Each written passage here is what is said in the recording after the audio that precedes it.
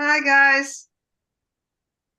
Yeah, Hello, I Patricia. already started the live stream. Wow,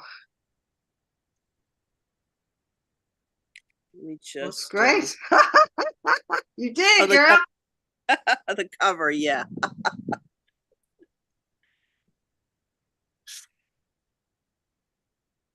Let's see who else is on. Oh, I see John is on too. John's on. Yay, John.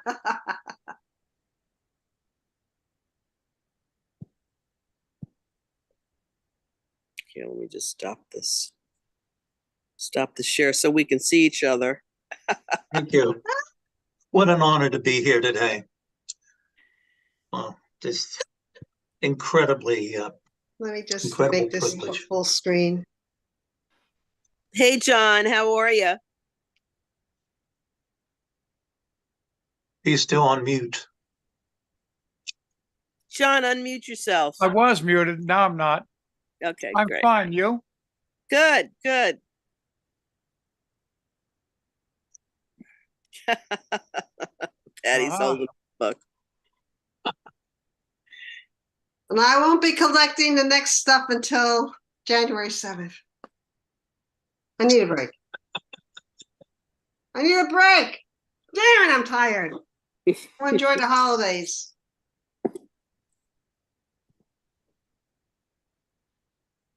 Got my tree up, my menorah's up, everything.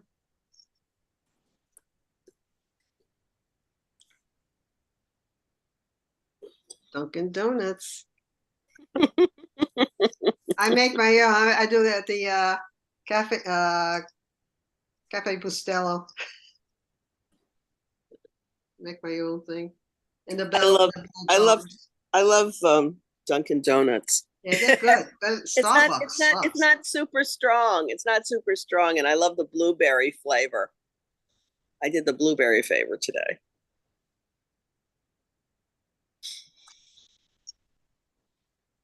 I really like the Starbucks cold brew cans though. I drink them all day too. Oh, yeah, yeah. Mhm. The Frappuccinos, No, just regular cold brews. Just the cold brew, the cold brew. I know Yeah, their teas I are haven't, very good. Their teas are very good. yeah, I haven't tried that. Because I remember having like the teas during the summer when I was working, doing some, the campusing. We had to hang out in Starbucks. So we were treated to like iced teas, the flavored teas. Hmm. The peach flavored, yum. Oh, I love peach. God, I Yeah, love peach. I love peach Snapple is like my favorite. Oh yeah, I used to drink Yeah, Snapple. yeah, the Snapple. I used to be totally addicted to Snapple. I know, and also Arizona teas. I used to be Hmm. all that stuff. Now I only drink. I can't drink any of Matter of that fact, sweet stuff matter of anymore. fact, I I'm gonna can't go Yeah, get a I mean, because I couple. used to it's love. calories. It's calories, and I I can't drink used, too much anymore. It's calories. You know, Diabetes. yeah, well, I love the Panera drinks, but the problem is, they put a ton of sugar in them. And even the ones that like where they use like the cactus sugar, which is supposed to be not as bad as the cane sugar, they're apparently loaded with caffeine. So it's I'll like, keep you busy. yeah, right, Keep right. you jumping. Yeah, give you a lot of energy, you know, between the I guess that counteracts the crashing from the sugar that loaded with caffeine. So they're actually kind of like I think they have to put a warning now on people, for people because like, the cap between the caffeine and the sugar.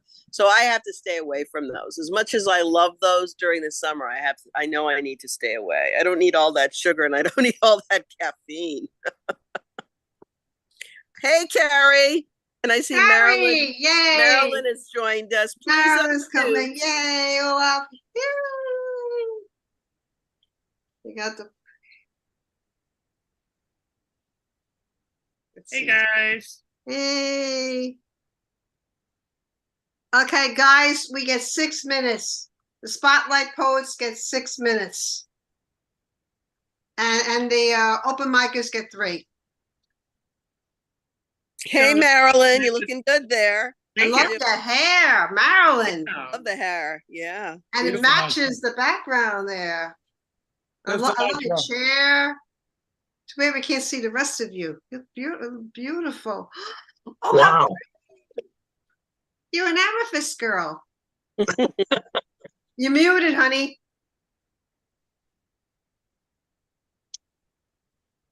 It was a bonding experience with my granddaughter. Aw, Yeah.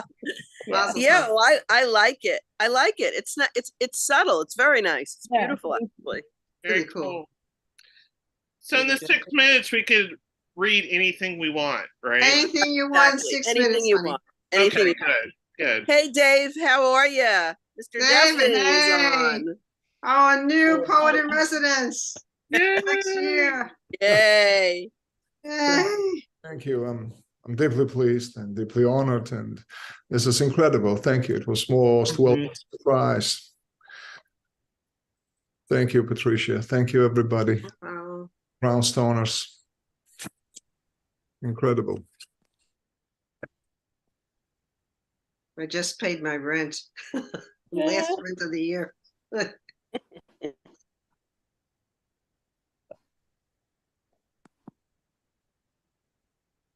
Hi, Roxy. Hi, how you doing? Doing well. Thank you. How are you? Good, good. Just gonna chill for the rest of the year. I can hardly wait. I'm gonna start packing presents. I go to Dyker Heights. Oh, I just want to enjoy myself and take it easy and bake. And I can't. I gotta get away from poetry. I can't speak too much. Well, I don't know if I'll get away from poetry. I but- know. I'm a sugar in a cup. Sorry. and I'm trying to get at least I have enough of the Hitchcock poems. I want to try to at least get a manuscript out Yeah. for Okay. 13 I for got- 13 of them for a chapbook. I gotta talk And- to my. Yeah. Sorry. And we're bringing up, the production wheels. We're finally going to be putting out books again at Poets Wear Prada. So like I'm working on books. There's no rest. Well, I think everything works out if you be what you need. So Yeah. I think you're all in good shape. Yeah, at least it's stuff I like to do. So it's not bad, Carrie, I love those glasses. Those are great. Thank you. Thank you. oh, Carrie, fantastic. Look at Yeah. that. They're progressive lenses. I'm still getting How used is to them. February? What is February? Sorry.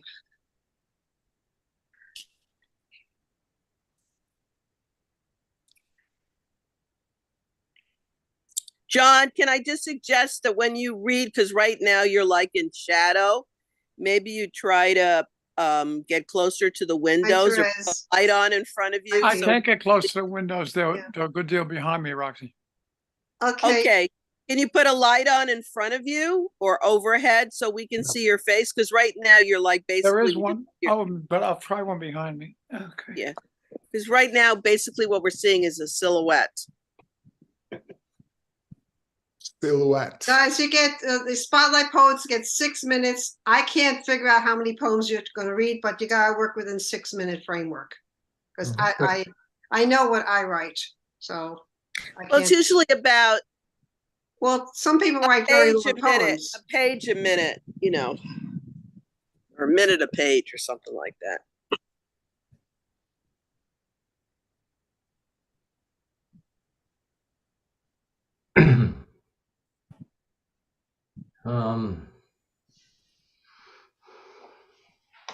Not much better, but it's still mysterious.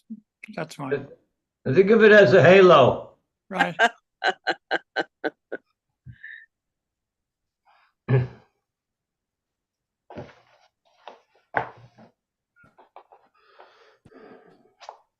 Hi, Jordan.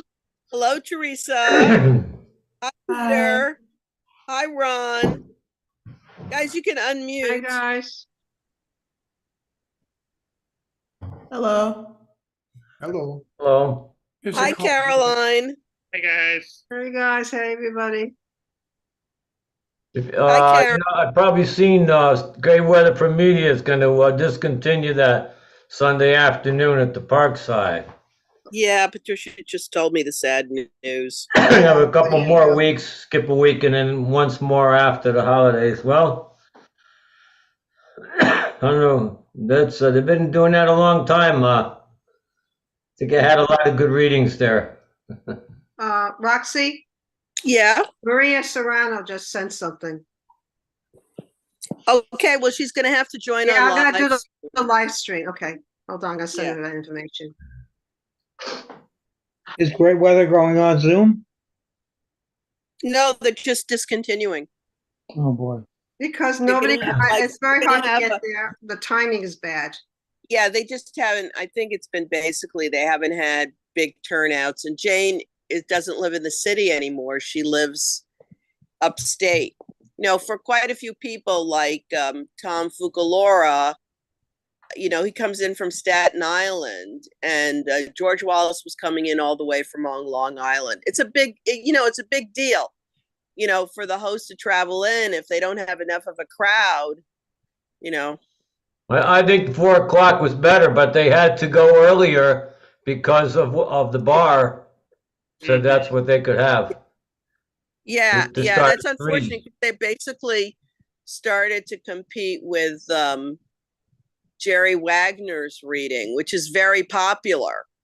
People at 4 o'clock, people were able to do both. But when they moved it up to 3, they could, people just don't get there.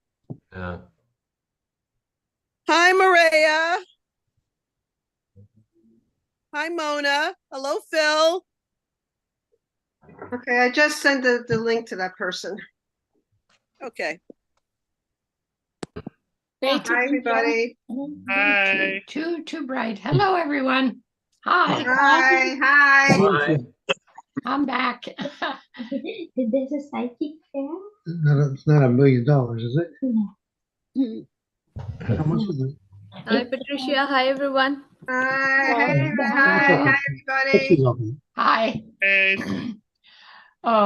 Patricia, can you hear me? Yes, I hear you very clearly. Okay. Okay, I'm gonna just say this, all the open micers will get 3 minutes, and the spotlight people will get 6. Okay, we're gonna start with about 6 open readers, and then we're gonna have the first 7 spotlighters. I don't see Yu yet, No. because he has to read sooner, because the time frame.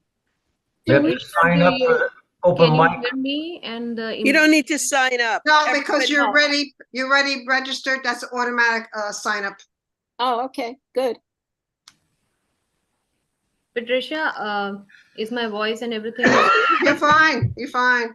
Okay, thank you. Yeah. Yeah, So that's just want to good. repeat, we're gonna have like about 6, we're gonna start like around 2:20, 2:15, Roxy. We're gonna start with about 6 open readers, and then we have the first spotlighted readers, it's about 7, and then we're gonna have a 15-minute break. And after Roxy returns, we're gonna have 6 more open readers, and then we're gonna have the last of the spotlight readers, and then we're gonna end with the rest of the open. Now, let me just send a message to Yu, Okay. because he's the one who Yeah, requested. I think Messenger works Yeah, best. that's the with only him. way I can get him. Let me get him. Is he still out of town? He's back in Delhi. Oh wow. Yeah, so he wanted to read early because of the Yeah. time difference. It's like, Because it's like midnight now. yeah. We are on. You sent it to him, right? We're on Brownstones. You sent it to him, right? Okay. I sent everybody the link Good, okay. again at just before 1. Yeah. Oh, geez. He was active 2 hours ago. Hi, Roxanne. It's so nice to see you. It's good to see you. He might have fallen asleep. I don't know. Yeah, it's 11:30 possible. in India right now. Yeah. Hi, Bob. How you doing? Bob Heeman? Hi, I'm here. I had trouble logging in for some reason. It wanted some different password than I had, but finally I did. Good to see you. Good Yeah, to Yeah. see you. same with me. I don't know, today it was asking for some authentication code and it generated a code, sent it to my email, and then I had logged in. It asked for some corporate things. So that's, I just wanted to let you know, Patricia, because I have like logged in. I always log in through Google. I did the same Yeah. thing. I don't know. I I did. had problems today. I don't know. I just don't have any. I didn't have any problems. So Yeah, I'm always I on only Zoom. log I in. was on Zoom last night. I only log in on Google. Hi, Allison. You can unmute if you'd like. Allison, hi. Clockwise Cat. Yeah. Hello, everybody. I'll put my video on in a minute. Sorry, I just have to keep off my video for right now, but how's everybody doing? Okay, we're cool. Good. Good, excellent. Glad to be here. Mm-hmm. Glad you could join us, Allison. Yeah, definitely. I don't know how y'all do keep up with all of Zeb's here. I try. Okay, he just got you just got online. Okay, great. So Good. hopefully he'll get his message. And Kim Brandon too. Oh, I see somebody phoned in. Who's the person that phoned in? Can you unmute yourself, whoever phoned in? Who are you? 646. I don't know who that is. Can you unmute? I think they have to, is it #6 to unmute? 646 is Brooklyn and Queens and Yeah, parts of the does city. anybody know what the code is to unmute if you're on the phone? Can you unmute whoever you are? Patty, 646? what's the code to unmute? The touch tone I code. think it's *66, or I don't know. Let me just go into this.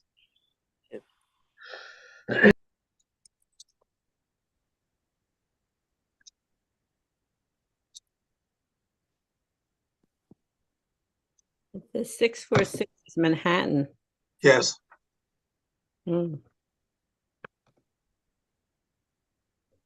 Simply tap on the phone screen to access the available options. Jesus. No, we need to know the code. Yeah, I think it's know.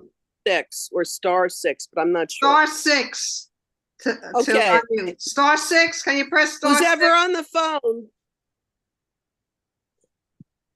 Who's ever on the phone, please press *6 so we can hear you. Hello? Is there a chat room? You're not Is there paying no any. chat? No. Oh, Jack's you not can't do coming on. chat. Okay. No, it's not coming on. Who are you? Who are you? Here I am. Here I am. It's Sue. Sue I Polo? just can't see Okay, thank you. anything. Well, why are you I not, can't see why are you anything, not but I using can this, hear you the app? guys. Why aren't you using the app?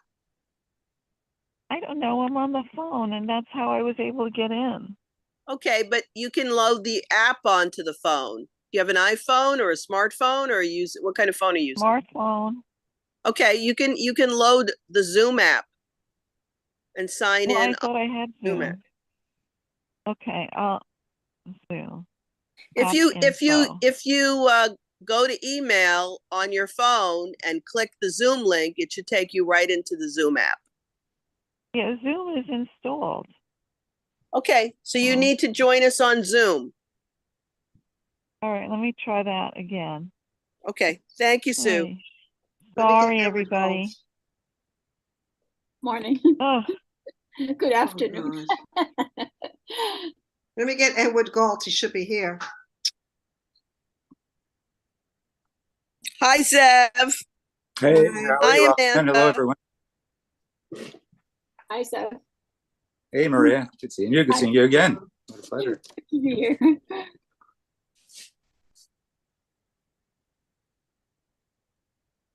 okay. There's this Good to see Brownstone you. Poets confirmation. Edward Galt did not respond. He's active now on Facebook. Mm.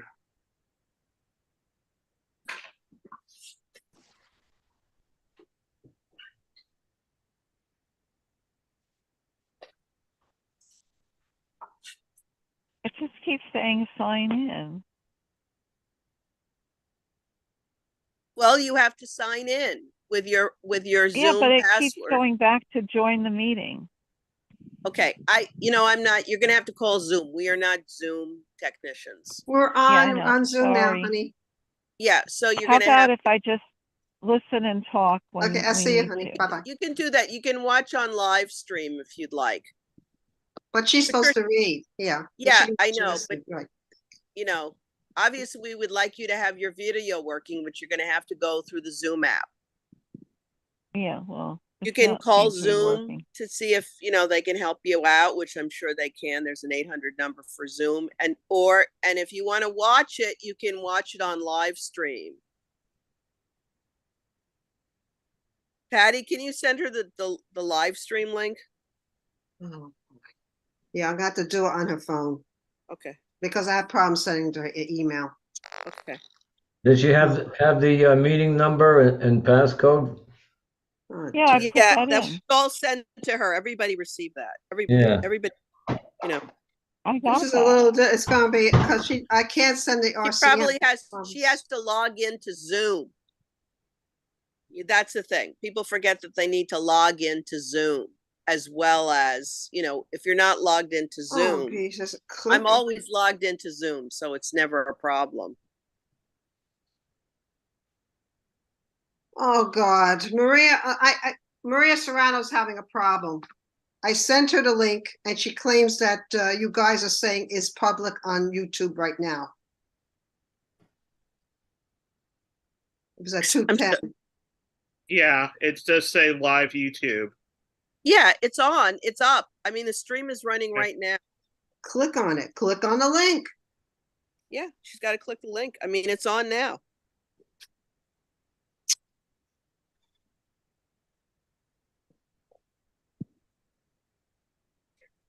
But I already accepted her registration, so she can join us on Zoom. I did send her the registration link. Okay, I think I'm getting it here. Okay, thank Meeting you. ID. Wait, what's the meeting ID? It was sent to you in an email. I know, but I have like a million windows open here. Okay, All right. Sue, we really can't assist. I'm sorry. You're gonna have to I check the understand. email. Never mind. Don't worry, I'll find it. No, but we could read it out, audio. Meeting I don't number is 816-1193-0094. Oh no, I got that. That's the Oh, you ID. got that. But then Okay. there's another 64464 or something. 644066. I got. That's what I need. All right, well, if you got those two, then nobody knows why you're not getting in. I'm getting in. I'm getting in. Okay, great.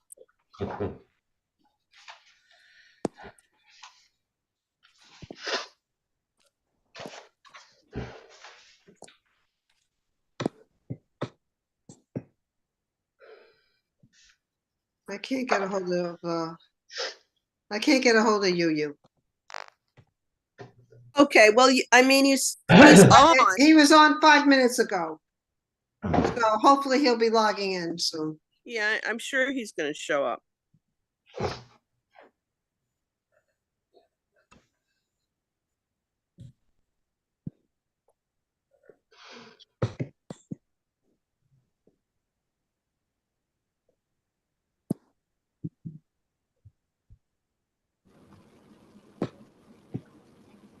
Hey, Devian. Hey, Jordan. Nice to see you. Nice to see so many faces. Yeah, of course. Hey, Carrie. Hi. Okay, great. She's listening to us. Okay, Maria is listening to us. Okay, that's good. Okay, Yay. great.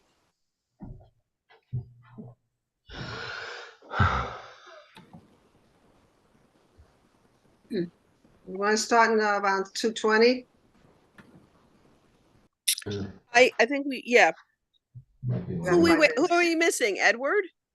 We're missing Edward, and And you. I already sent a message to Edward Okay. on because I don't have his phone number. I have him on Messenger. The other thing is, turn off the paper. He's on Facebook.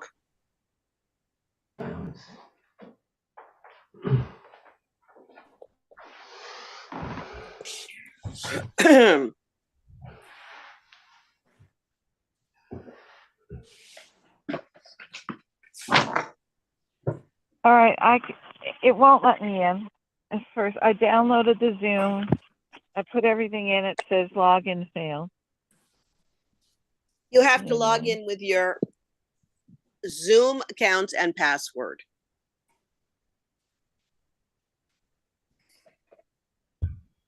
Before you log into the meeting. Right. You have to log in with your Right. Zoom account and First you password. log into Zoom. Right. That's what I do. I do it through Google. Right. Well, she may not, it depends on how you signed up. If you Mhm. signed up using Facebook, you have to log in using Facebook. If you signed up using Google, you have to use Google. If you signed up using an ID and a password, you have to use an ID and a password. But you have to sign into Zoom first before you can even launch the meeting. I just resent you the link on Messenger. Yeah, and also what's his name? Let me do the same thing with. Let me just do the same thing with two of us Edward. like readers and. I'm putting my email up in the chat. I'm hosting a Zoom tomorrow afternoon at 4 o'clock. For Scar's publication is down in Austin, Texas. Yeah, put it in the It's chat. a poet reading. And if anyone's interested, just send me an email and I'll include it in the list. Thank you.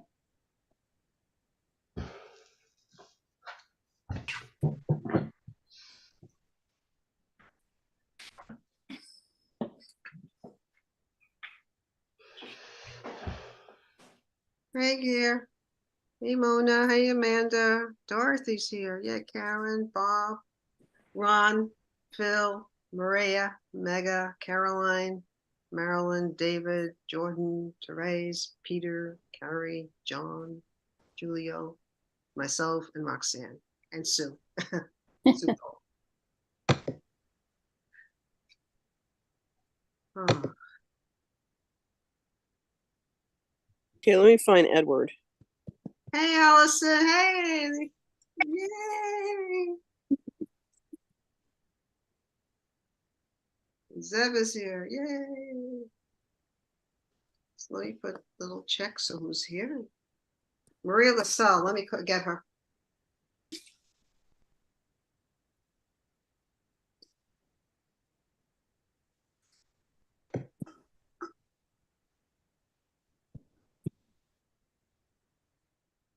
Kim did not come on yet. She said she was going to come on.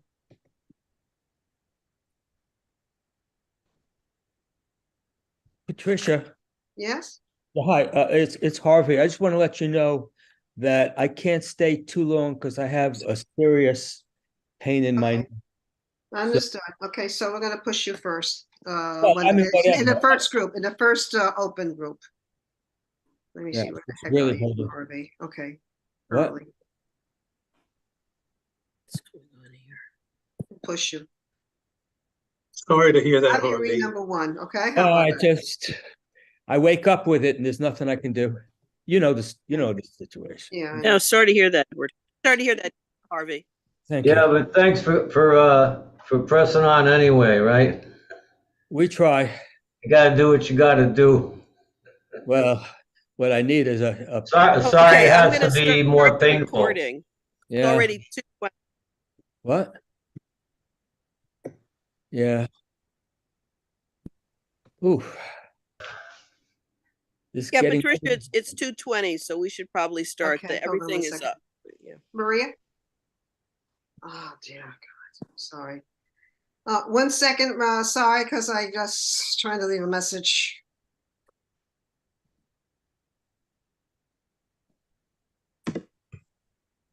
We'll start in a minute. Sorry, just only one message.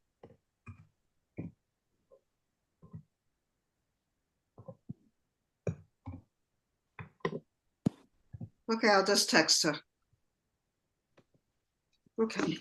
Hi, everybody. Welcome to Brownstone Poets. Give yourself a round of applause. We're here to celebrate this book today and whoever's in it. Yay, thank you. Okay. And Maria, you're getting your copy next week. Muy bien. Okay. Muy bien, yeah. Okay, we have fabulous spotlighters who are part of the staff and who are guest poets and poet in residence, and also our pushcart nominees. So we're going to mention them today. Bob Heeman, who's on staff, Carrie Magnus Radner, who's staff, David Deffney, who's the poet in residence next year, Edward S. Gold, pushcart nominee, Giulio Magrini, pushcart nominee, Jordan E. Franklin, pushcart nominee, Marilyn Moore, pushcart nominee, Mega Sood, staff, me, staff, Ron Bremer, guest poet for 2024, Roxanne Hoffman, staff, we know her too well, Sue Pohl, who's on staff, okay, Yu Sharma, poet in residence for last year, for this past year, and hopefully he'll show up. Okay, Maria Lasella. Okay, Maria's going to be late. Okay, good. Okay. Good, so she'll be here. Okay, we're going to start. Okay, here's the deal. We're going to start at the beginning with 6 open readers, and then we're going to have the first 7 spotlighters. Then we're going to have a 15-minute break. You got your coffee, glass of milk, wine, a sandwich, whatever, yogurt. And then after Roxy returns, we come back with the 6 open readers. And then after they read, we're going to have the last 6 spotlighters to read. And then we're going to finish up with the remaining opens. Okay, if you have anything, upcoming readings or your books, please put it in the chat. We want only positive comments here for everybody. We're here to share. We're here to be happy. This is the last reading of 2023, and we will be back next year, January 24th, with J.P. Howard, Cynthia Manick, Tantra Zawadi, and we're going to really have a ball. But hopefully, it'll be a better year for everybody. This has been one year. Okay, I'm going to read off the open list here. The first 6, we have Zeb Torres, Peter Kozlowski, Bertha Rogers. I guess she's having internet problems.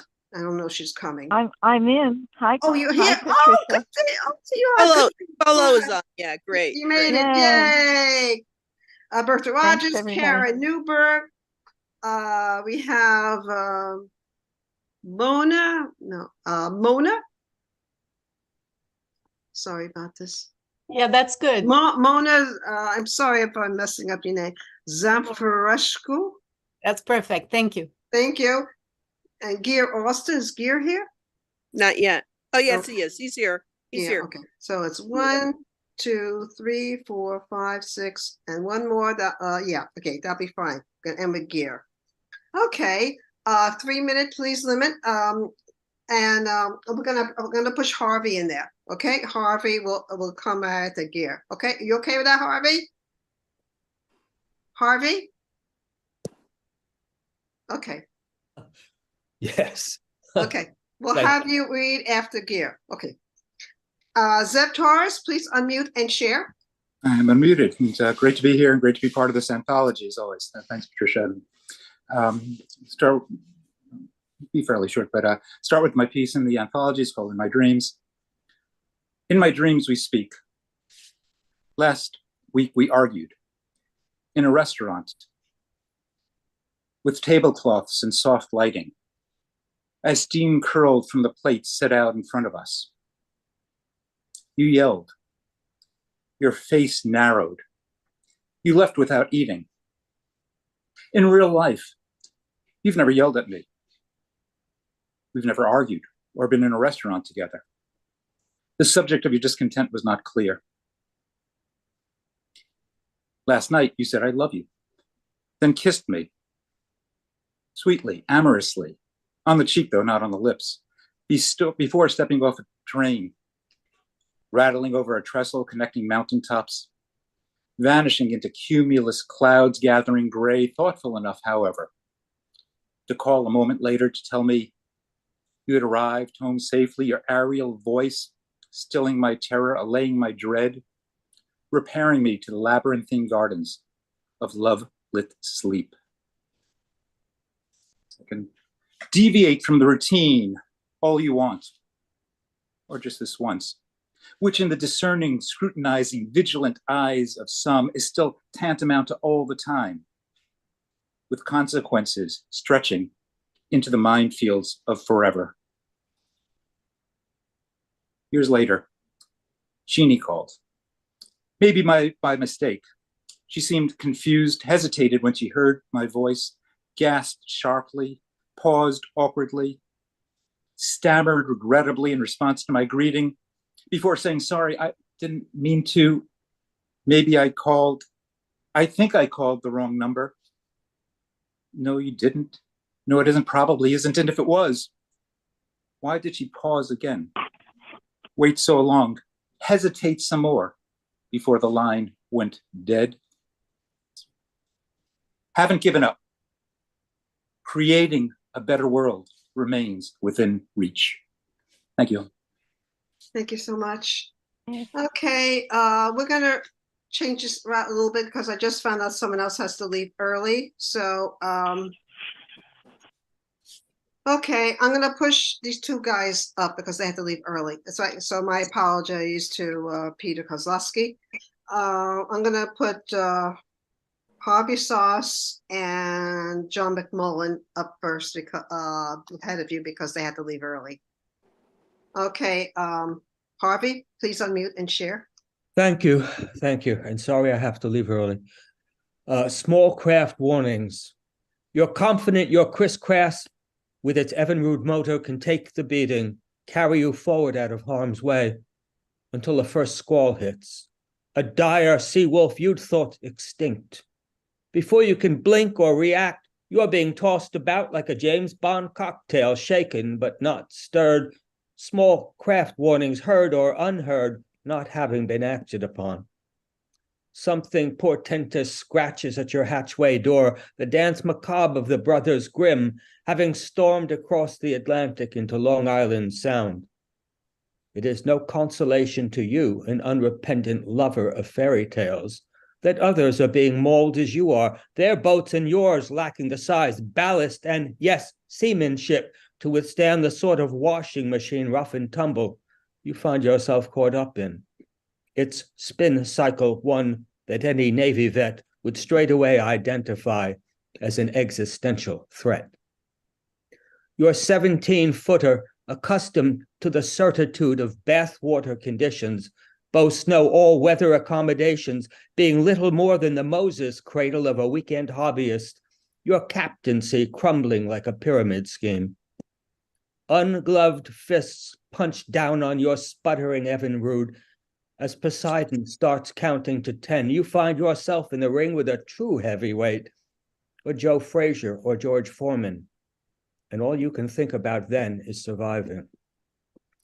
If this were a wrestling match or mixed martial arts, you'd tap out. As things now stand, you'd be satisfied not to drown, making a fine target in your orange flotation vest. Your small craft too weak to fight back, having been bullied into a corner by successive blows. You swear by angels' water wings that if Nereids don't drag you under, odds makers holding that they will, your over-under being at best precarious. Next time you'll heed those cautionary warnings to stop, look, and listen, still buzzing like a swarm of gnats around your ship-to-shore radio, apropos of some Coast Guard shepherd collecting his sheep at some safe distance, calling all his bathtub sailors in, and then another shorty. This one is called Before We Die. If CPR doesn't work, jolt us with the enormity of our overdue book fees. Slap on the paddles of those streaming series we've been meaning to view. Employ the shock value of a stock market plunge to prime the old pump until the blood runs away from acquiescence in its own demise. Don't waste your pennies on our eyes. Numismatists say they might be worth something one day. Fill the hospice ward with revivalists. Take in vain the names of the many rock gods who've overdosed and flamed out, rekindling with flint and stick some faint spark of hope our doctors might have missed. Before you settle us in hospice care, tell the attendings that if they can jumpstart a dead car battery in the parking lot, then damn sure they can jumpstart us. Just try a little harder, please. Put their backs into it, beat us like a drum, pound our chests without fear of breaking either heart or sternum. Signal success as a crossing guard might the stop-and-go traffic of systole diastole. And should the language of our vital signs remain unintelligible, speak your practiced farewells, nothing too embarrassingly religious, giving candy stripers first crack at any flower arrangements left for us. Thank you. Thank you so much. Lovely. Thank you. Edward's having a problem, and I have to find a live stream again to send to him, Roxanne. Okay. Could you please take care, because I have to do the open. Okay, the next person who has to leave early is John McMullen. Please unmute and share.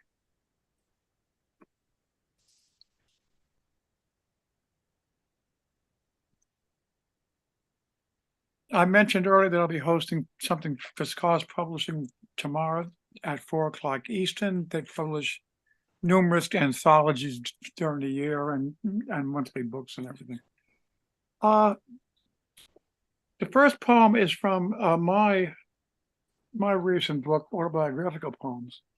And the first one has some rather nasty language on it, but it was written about an incident in 1950. The Little Black Boy.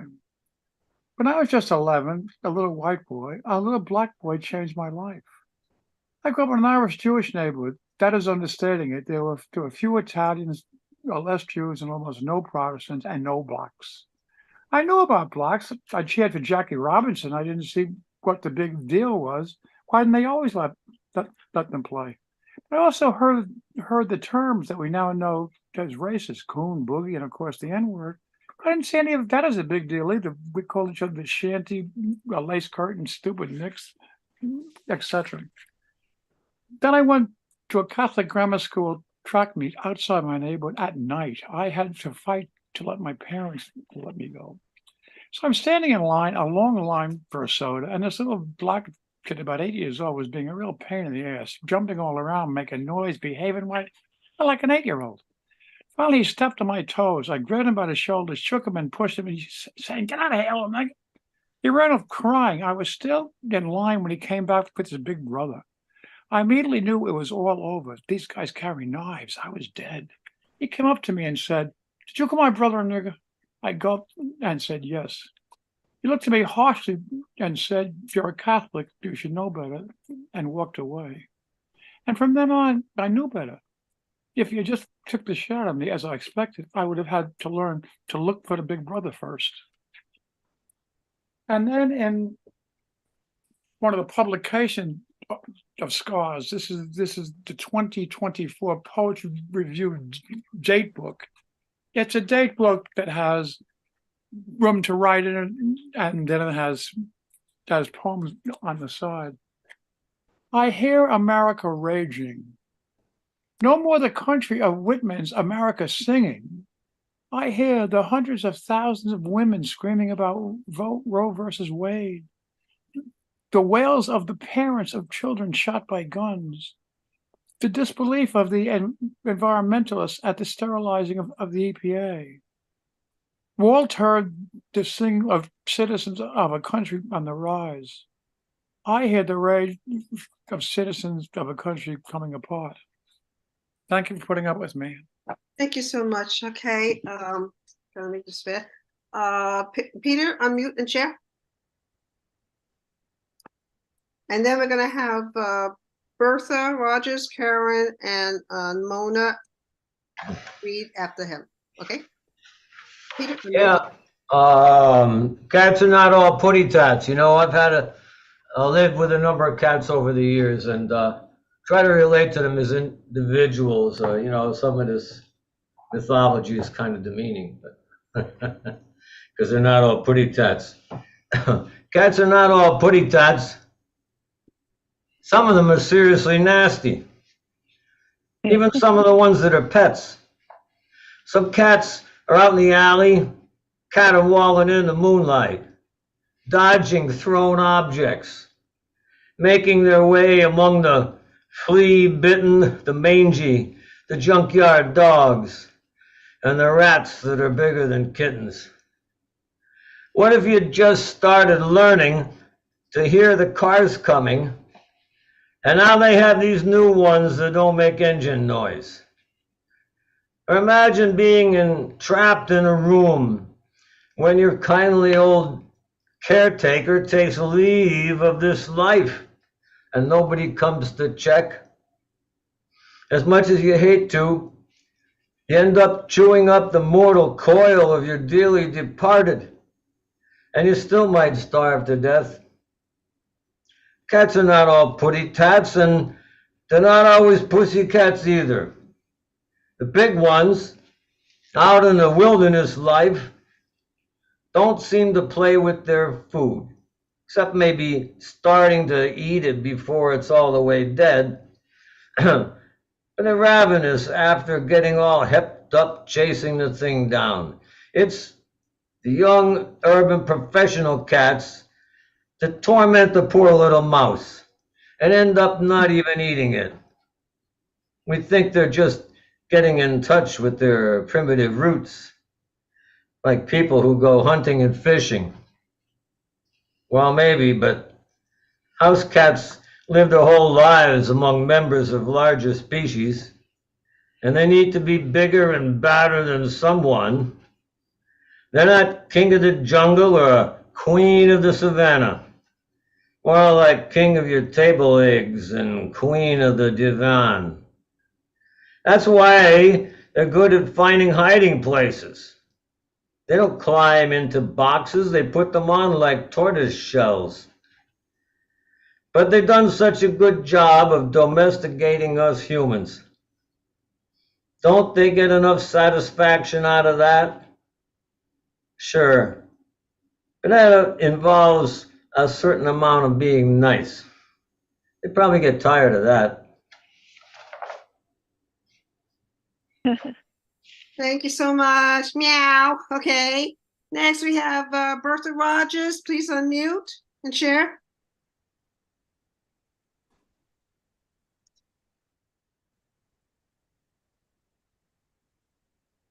Bertha? I guess she's not here.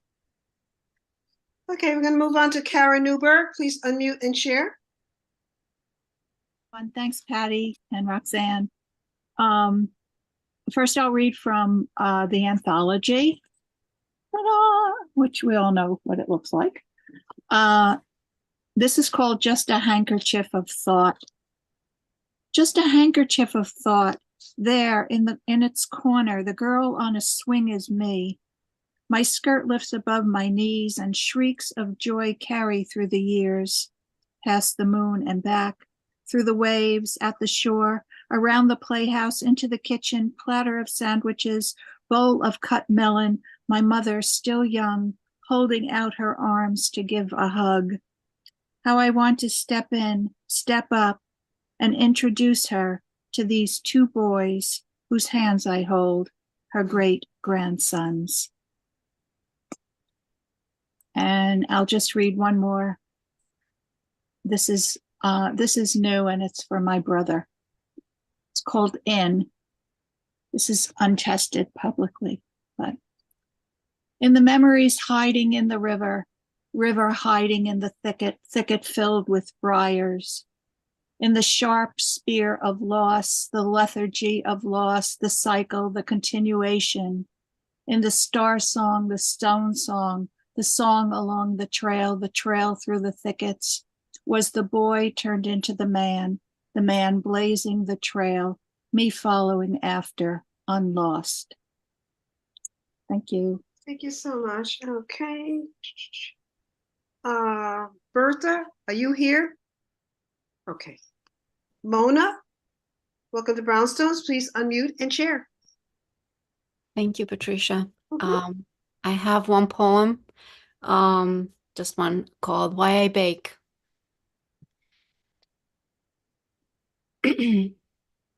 I do not recall the exact moment I knew I have to bake as if my life depends on it. The first time I saw an alchemy of perfect proportions, poems in a slice of bread. The first time I realized ancestors are speaking flour and water. How sourdough gathers their kindness out of thin air. The first time I heard them and felt they still knew how to pray. Their voice intertwined with mine, whispering words that could easily pass unnoticed, unheeded. Slow down, or more, or less. Enough, enough. I do remember the weight, the clouds of flour, the slant light beams on my kneading hands, the stretched and folded sticky dough coalescing slowly, built elastic with love. The hours and hours of rising, and how I learned one day to stand tall in the heat. The countless times I thought nothing will come of it, and how one day I knew that even nothing at all is also something, is also something, and how we long for that moment. Please break this bread with me and feel it reaching you like light, the far distant galaxies of your body. A morsel of this is enough. Slow down and breathe with me. A morsel is enough. Enough. Thank you. Beautiful. Thank you so much. That's really lovely. Welcome to Brownstones, and I hope you come again next year. Lovely work. Okay, we're going to move on to the spotlight readers. Drum roll, here we come. Okay, okay, we're going to have, I'm going to mention the first 7. Bob Heeman, Carrie Magnus Radner, David Duffy, Edward S. Gold, Julio Magri,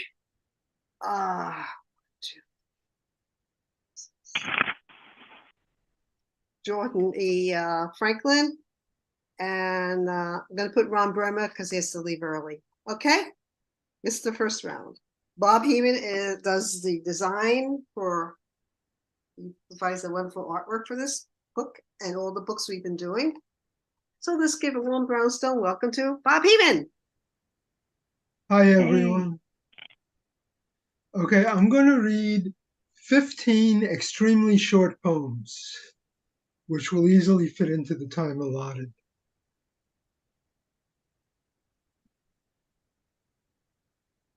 The idea of, or an outline.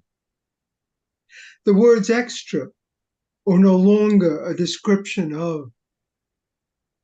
The dimensions, those of a rhino or giraffe, or a man who has been inflated. The story starting in this way.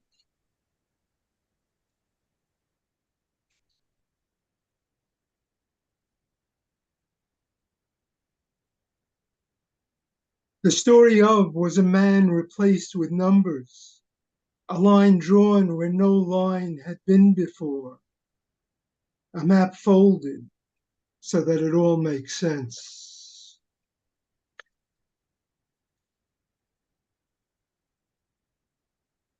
Education.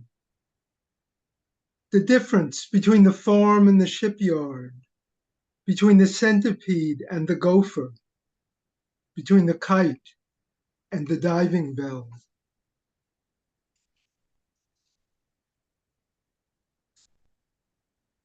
Direction. The usual playing pieces, men, women, dogs, cats, the sun or moon, the ocean or mountain, the sky that approaches before they can leave.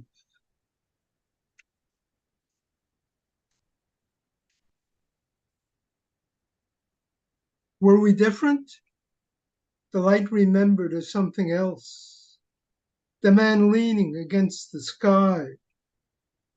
The whole town, only a construct.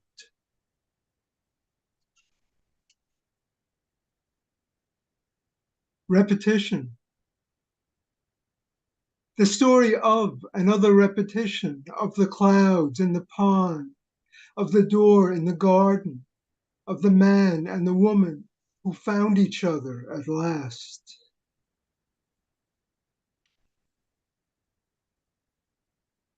Flapperesque.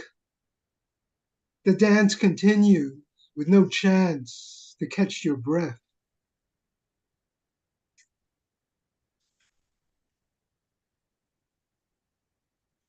Weapons. The weapons they brought from the other place.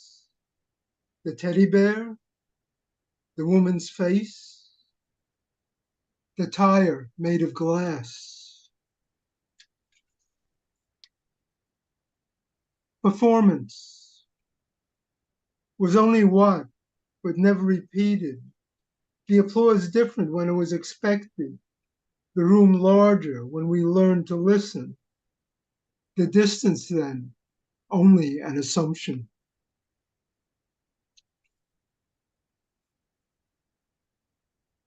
One becomes only what is necessary. The ocean sometimes, or a frog or door. The man painted so that he resembles. The woman a shadow if she is even seen. The machine never turned on.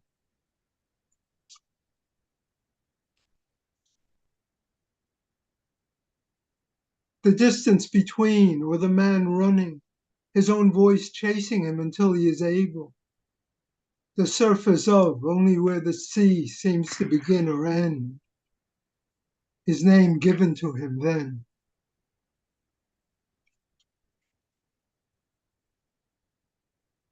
Rumors. The distance a code that only resembled. The words gathering behind the easiest explanation. He was a mannequin first, and then he was not. He was only the way the woman's story was told. What came next was a kind of response. The colors easier then.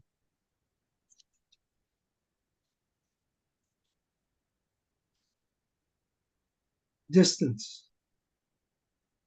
The hand more distant than the arm can reach. The river deeper than the air. Each word a woman surprised at her own cleverness. The moon always a kind of explanation.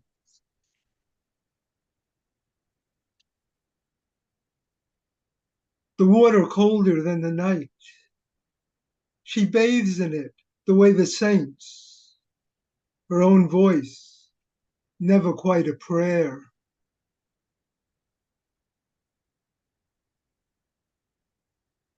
What they remember was only sometimes a door, only sometimes a woman or giraffe on fire, only sometimes the steps taken to retrieve the words spoken, only sometimes a color repeated too often that was theirs alone. Thank you, everyone. Thank you, Bob. That was wonderful. Terrific. Thank you. You're always great. Thanks. And looking forward for the next cover. You'll get it. Okay, we're moving on to one of my associate editors, Carrie Magnus Radner. Step up to the plate and share. And thank you again for being part of us. Pleasure's all mine. You guys, all of you, who have contributed to this amazing anthology. It's a pleasure to work with, especially with you, Roxanne and Patricia. It's amazing. You guys are all amazing. The first poem I'm going to read is from the anthology, and this is a Water Dream. An ancient fear of water keeps me frozen on the shore, but in dreams, I continue to swim in moss-streaked waves as crystal stalagmites glittered in the cave.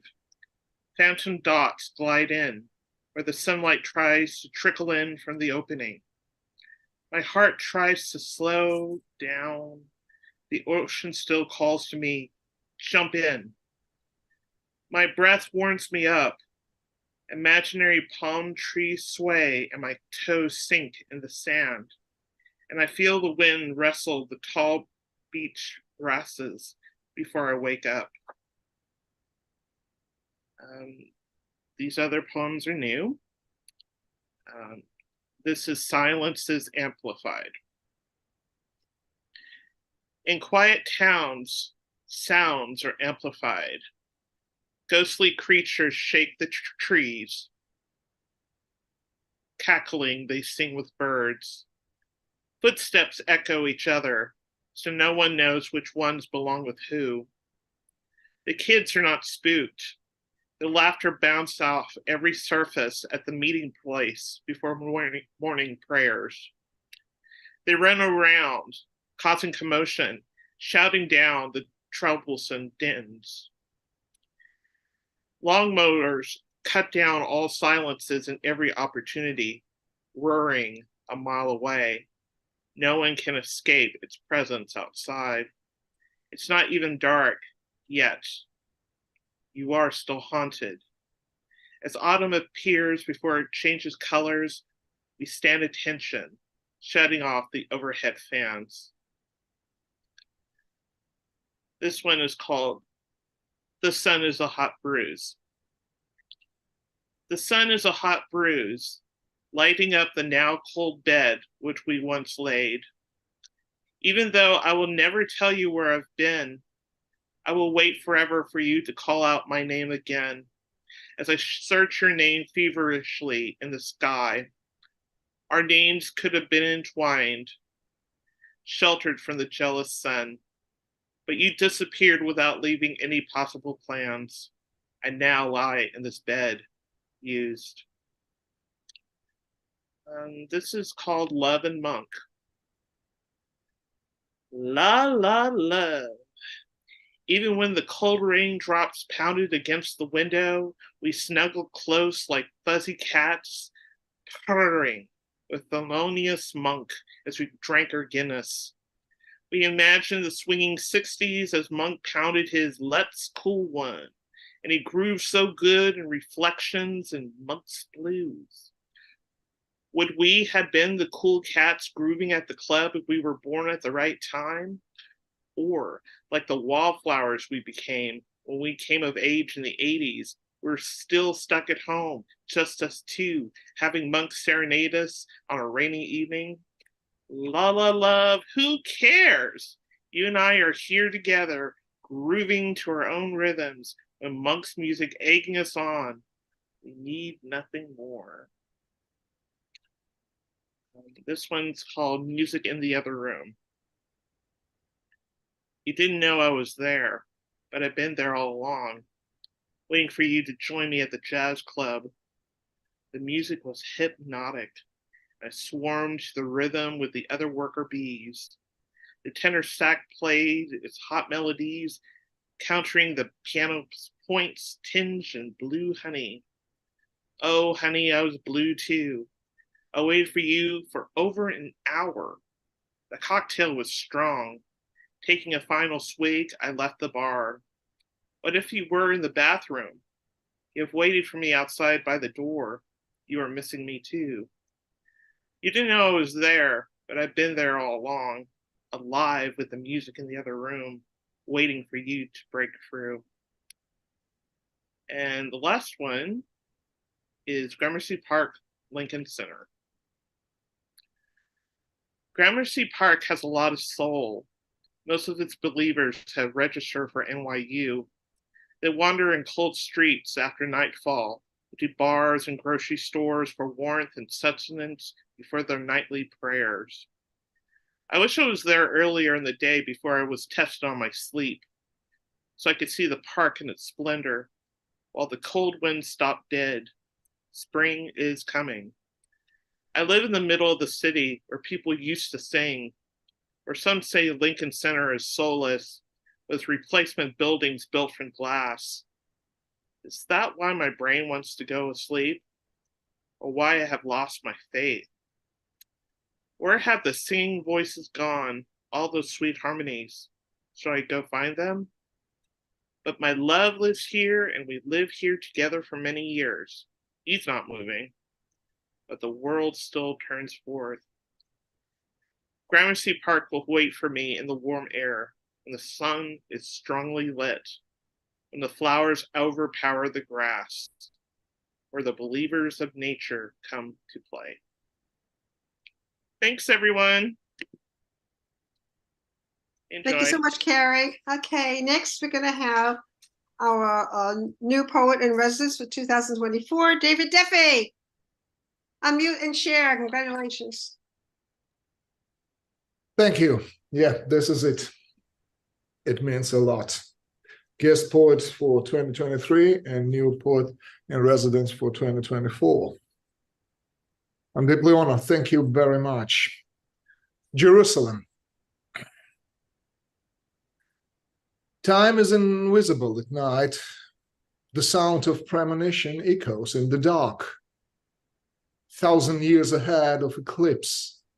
And every night we give ourselves as if we found something precious, that it overwhelms all our wishes. That star drifts above the black smoke. Our loneliness is fading away. And the flickering flames beyond the waters with them, and mists and dust, showing us the meaning of trust, where the answers are dwelling, are expecting a miracle at dawn, reading the lines of lights through the centuries of mysteries. We want to feel each other again. We'd like to taste this second time of a miracle when truth emerges in between echoes of explosions on the other side of alone. Thank you. As the storm arrives, silence with its excellent syntax is so real. A rhyme compensates, breathe, when the stream of our thoughts shapes our lives. We are the same and always seek each other when silence between us dies. Are we all identical in nature, different in degree? Children can smell the wind more than pets. As you know, they prowl the streets, and the smell of the wind will color them lilac, though for now only the moon rises, and each tree remains as the heart of a wind, each wind a string on time's lyre, divine love reflected upon its own reflection, wickedness kindling that flame of darkness. But when the hero strikes her anvil of freedom, the vision returns. Here the mist is a single thought floating within islands of silence. And the clouds above you form as the moon rises. You try to give them a sense of purpose. You know that the messenger with the bad news won't come tomorrow. There is no bad news after this stillness in the world anymore, but emptiness, a wind, as your memory will vanish as the storm arrives, and the empty world around you, meaningless, cannot return. Thank you. And from here, Maiden Lane Dawn. Silence tomorrow, but tonight the sky is clear. No wind, nothing. The stars shine. See that? Still the song echoes. You know, a song enough to drown the notes in silence as seeds. Warm breeze appears as the answer to a prayer this morning. Maiden Lane drifts on the race in lower Manhattan. See the man in the street? That's me, who still believes everything is in many ways our breath. Yet he still turns his breath into a prayer, and dawn that embraces him right there remembers that second when he was a kid, standing alone in front of the man with the machine gun, and closed his eyes, took a deep breath, and made his first wish, looking right into the heart of its own future. And for my mother, it's called Don't Listen to That Noise. Look at me. Don't listen to that noise beyond the wall. Look at me. Say a word, any word. I still hear your voice from the divine side of alone, where we all will be born again. Don't be nicely listless. Don't be silent. Don't be afraid. Don't follow that noise right behind dawn.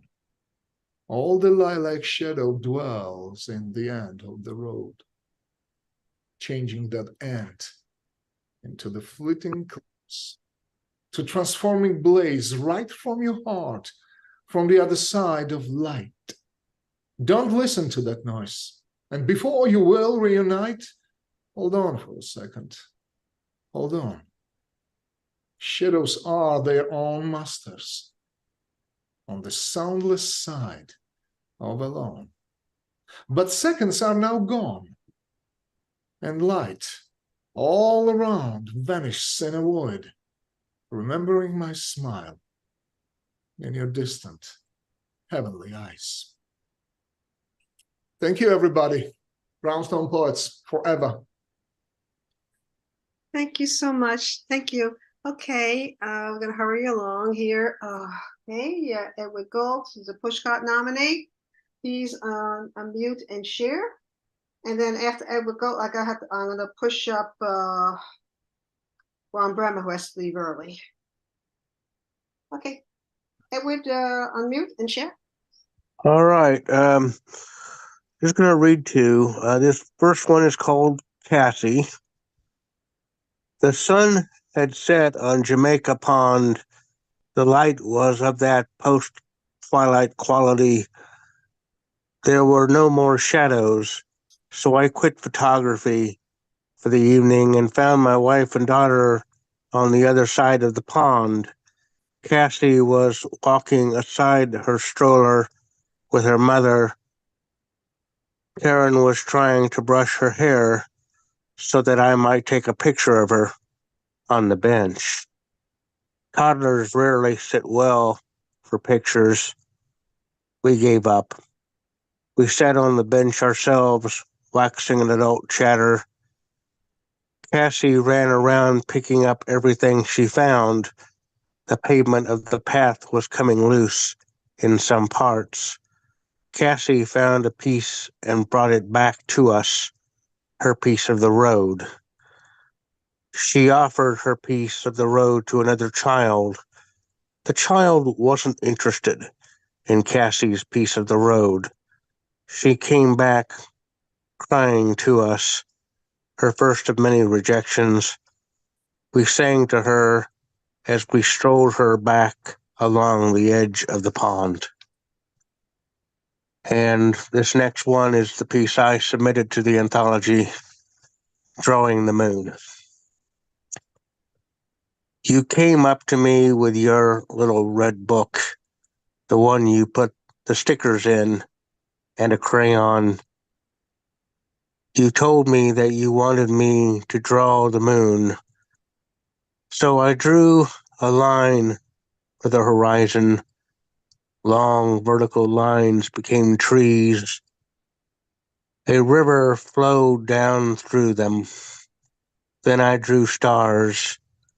Finally, I drew the moon and filled in the sky dark blue because you wanted to see me draw. And there would come a time when you will not care what I can do. Thank you. Thank you so much. Beautiful poem. Thank you again. Thank you. Okay, we move on quickly. I'm going to push up Ron Brema. Ron, unmute and share.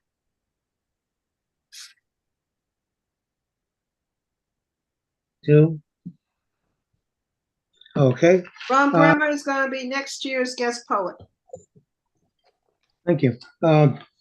Yeah, I didn't know Steve Cannon while he was alive, but I became acquainted with his work later, and also with his group, his fabulous group, A Gathering of Tribes. So I did my poem for the anthology as a tribute to him.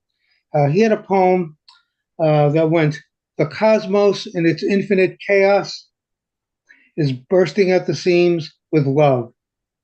And my version played around and had a little fun with it. And as a tribute to Steve, I wrote, "The cosmos in its infinite chaos, maddening beauty, and lovely madness is bursting at the seams with bursting seams."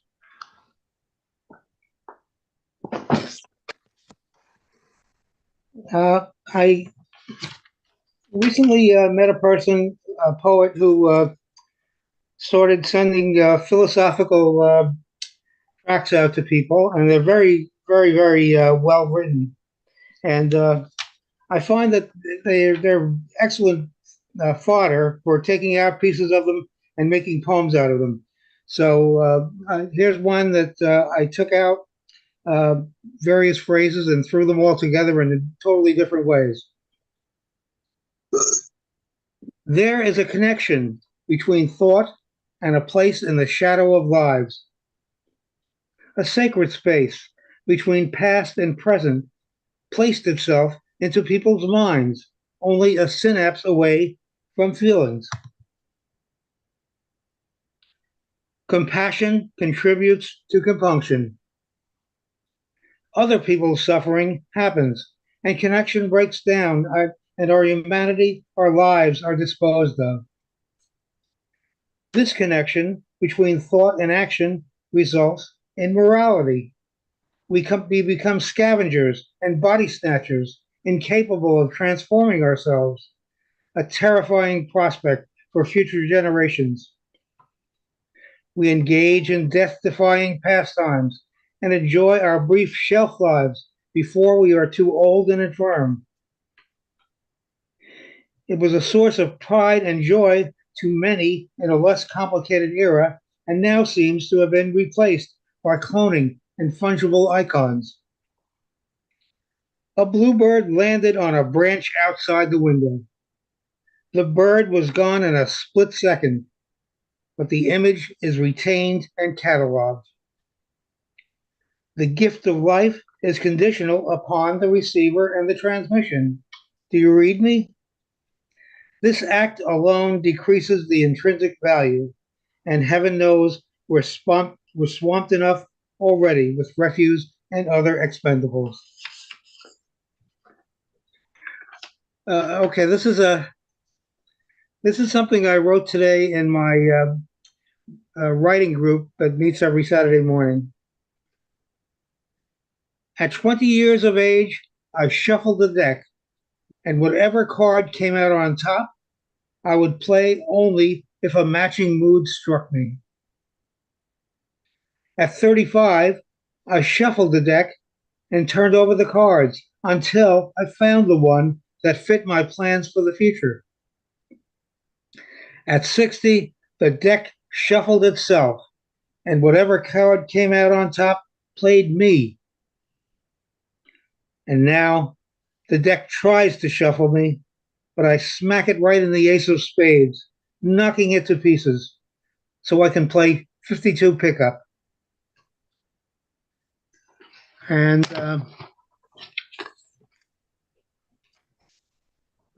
my friend David Messenio is the editor and publisher of one of the longest continuously publishing magazines in America, poetry magazines.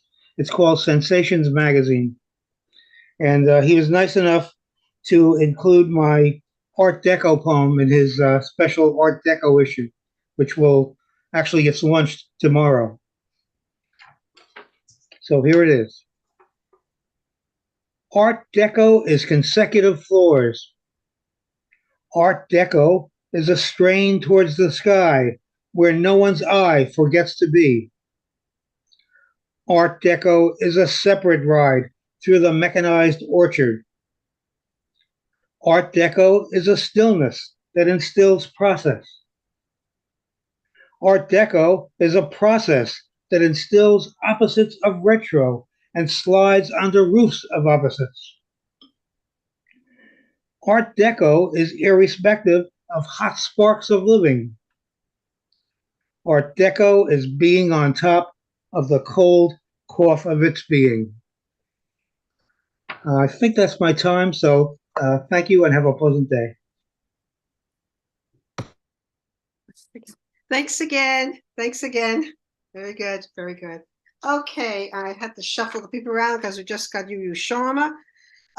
Yu, would you like to read now? Because he's coming Certainly. up the timeline. Now, or maybe after one more. I just One woke up. more? I'm trying to wake Okay. up. We'll have Oh, yeah. Julia, you want to read? And then we'll have Yu. Yes. It's 2 a.m. here. Okay. Please, let's defer to the 2 a.m. time frame, Okay. if possible.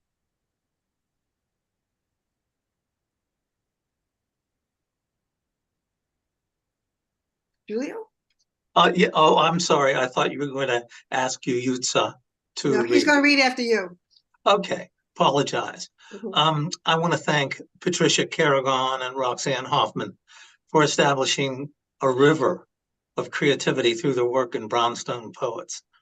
Through their efforts, Brownstone has shared a continuing artistic light via the work of our community of writers. I would first like to offer a poem I wrote for my namesake, Nono, that's grandfather, Giulio Magrini. It was inspired by a photo of him that is inscribed with the words from W.B. Yeats, "He wishes for the cloths of heaven." Had I the heavens' embroidered cloths, inwrought with golden and silver light, the blue and the dim and the dark cloths of night and light and the half-light, I would spread the cloths under your feet. But I, being poor, have only my dreams. I have spread my dreams under your feet. Tread softly, because you tread on my dreams.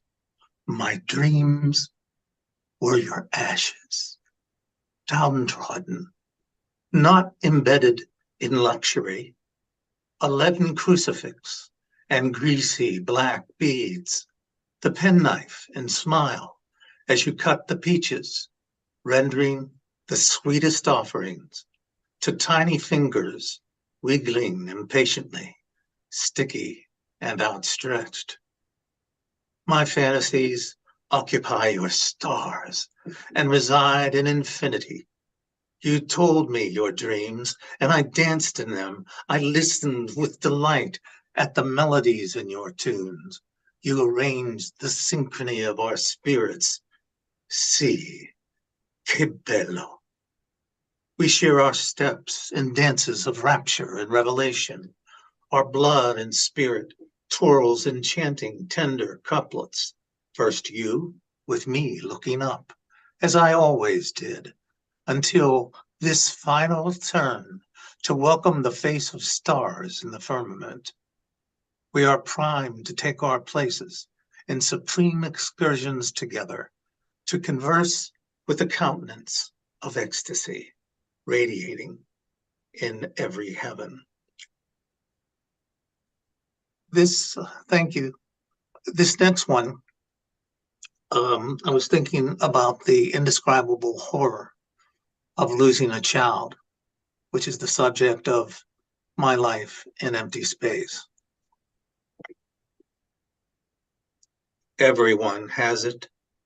What they were was taken or left, expelled with the trash, the residual leavings of successors, excreted, lifeless, empty.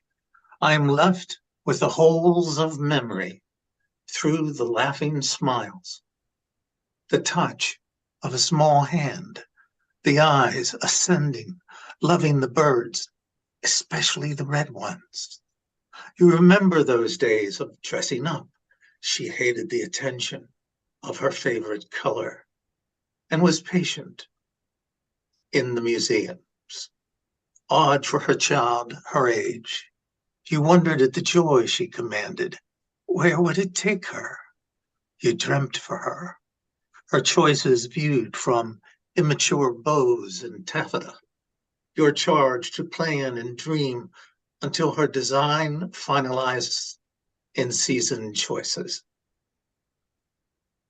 That season never came, and it was never planned for, because there was no plan, and there was no life that made an allowance for unbearable, terrible eventualities, possibilities that are unthought through the moments and breaths of a child's happy gasps of one more time, Mama, one more time.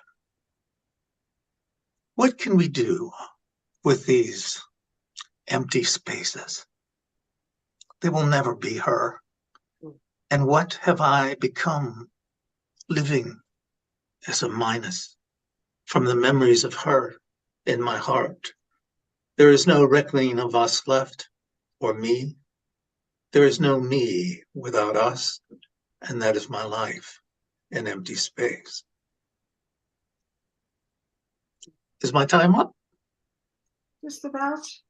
Okay. I think you have like another minute or two, because you started around 3:13, so you got 2 minutes, less than 2 minutes. This was written for a friend's birthday, but this poem is dedicated to all lovers. It's very short.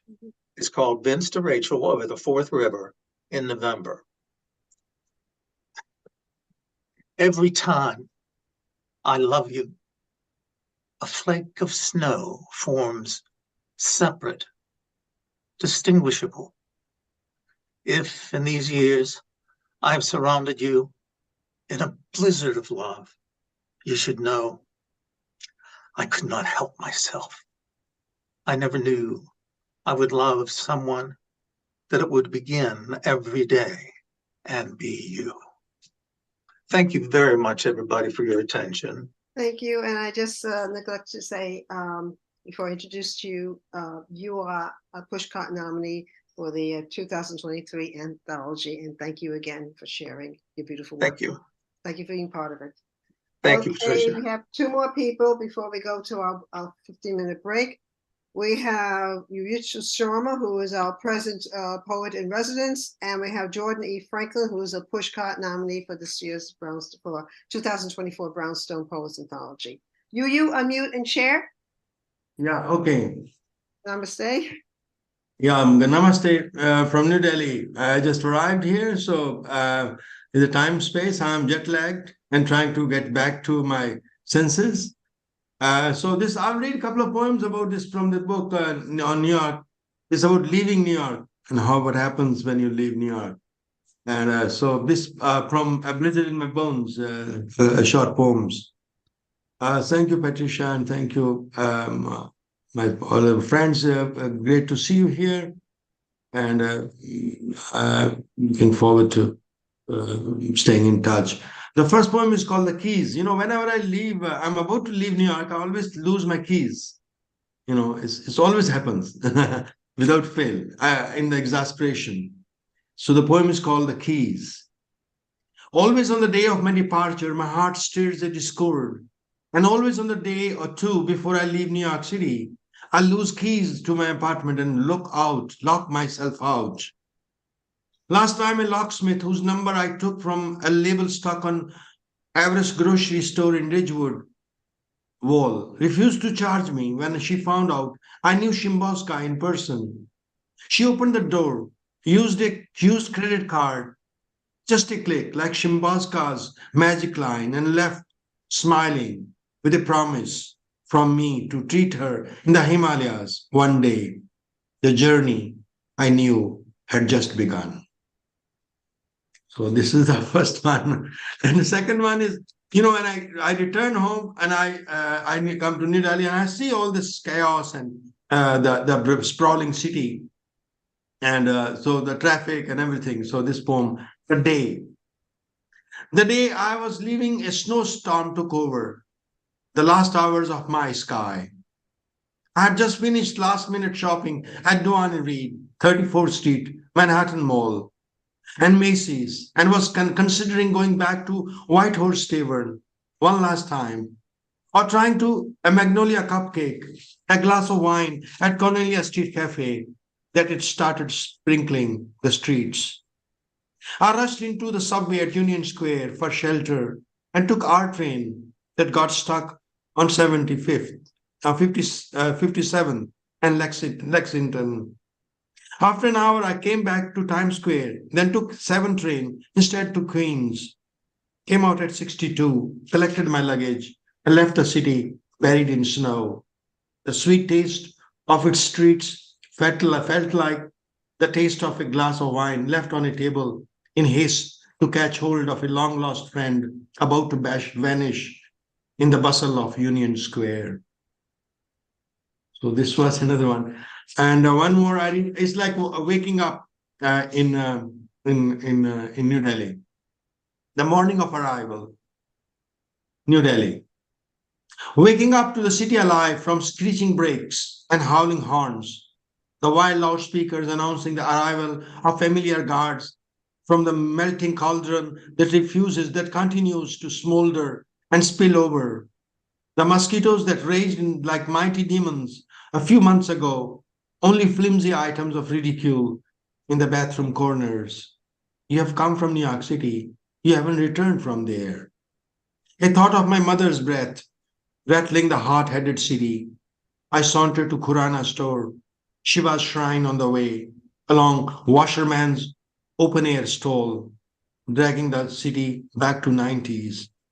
When she visited me and fell off the rickshaw in a swarming street, I later complained of the city priest of the shrine, who every noon wanted her to leave, time to lock the guards in.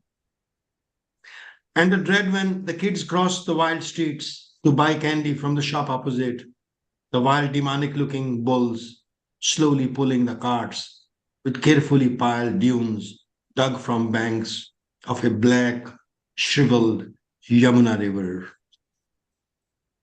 That's it. Patricia, do I have more time? We have like less than 2 minutes. All right, so I'll read the earlier on. My friend was reading poems on Ireland and reading Yeats' poem. I was right there. So this on way to Sligo, Yeats' birthplace. I wrote this. It's called Irish Poems, Irish Cows. So it was like in India, it's like also they're wandering around everywhere. But in Ireland, they were so quietly snugged in this beautiful paradise. So poem called Irish Cows. The lustrous creatures browsing in the endless stretch of rolling hills, quiet, cosmetic angels, safely tucked in pastoral landscape, away from possible attack or ambush with an animal of prey, a wayward tiger or a pack of hungry hyenas, unaware of the hazards of their own kind, long-horned sisters of the East, have to face in the netherworld to dig a morsel of fodder from large heaps of garbage. The relentless ramblings in the treeless terrain, curse-souled en route to the river of blood under the blind stare of a growling sun. Serene and sanguine, the fragrant ones, overfed avatars of Neolithic origins, Irish Mold, Kerry, Jersey, or Dexter, black and white with maroon bellies, red-nosed, hornless with priest snot looking bumps on the top of their heads, forgotten fellow travelers from another life, primeval sages just risen from a deep drowse in a perfect world glazed from ancient showers of boglands, Lord Krishna's prized companions, pious items of salvation to some to deserve a seat in the afterlife, or a crafty excuse to lynch a human being on the squares of a mangled polity.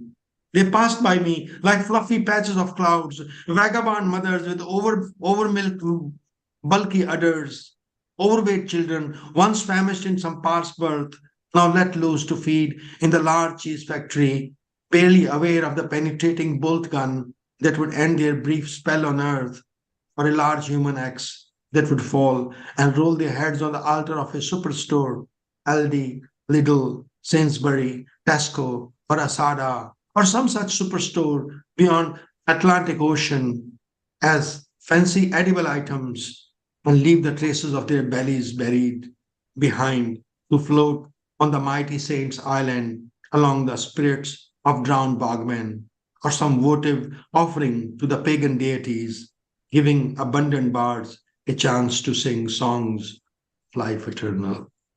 Life. Namaste.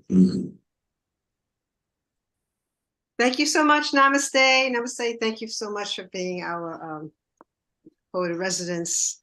Okay, we're going to move on to our to the first. Jordan E. Franklin, who's a Pushcart nominee for next year for Brownstone Poets. Congratulations. Please unmute and share. Hi, everyone. Thank you, Patricia and Roxanne. Thank you to Brownstone Poets for giving my work a home.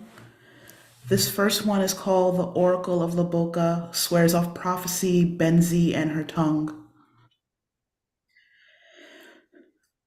I, amphetamine, cyclone, benzied plague, I, whirlpool of tongues, my shards of voices pushing between grave marker ribs.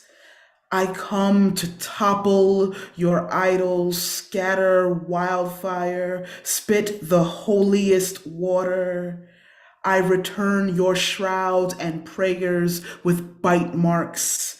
I batter your walls till they wail. In 3 days, I come to replace your cacao with ash.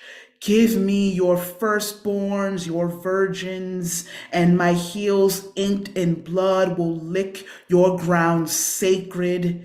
I storm the caves and pluck their bones free.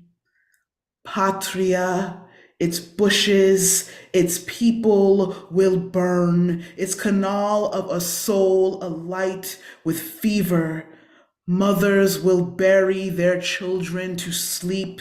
Men will rattle into salt in the streets, screaming their cannons, cannons, mighty and violet into my bottomless, deviled dark.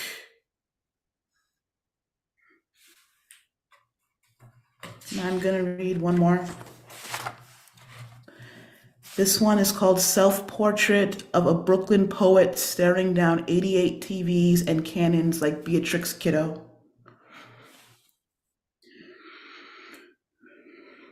And it won't stop, 'cause it won't quit, and it can't wait.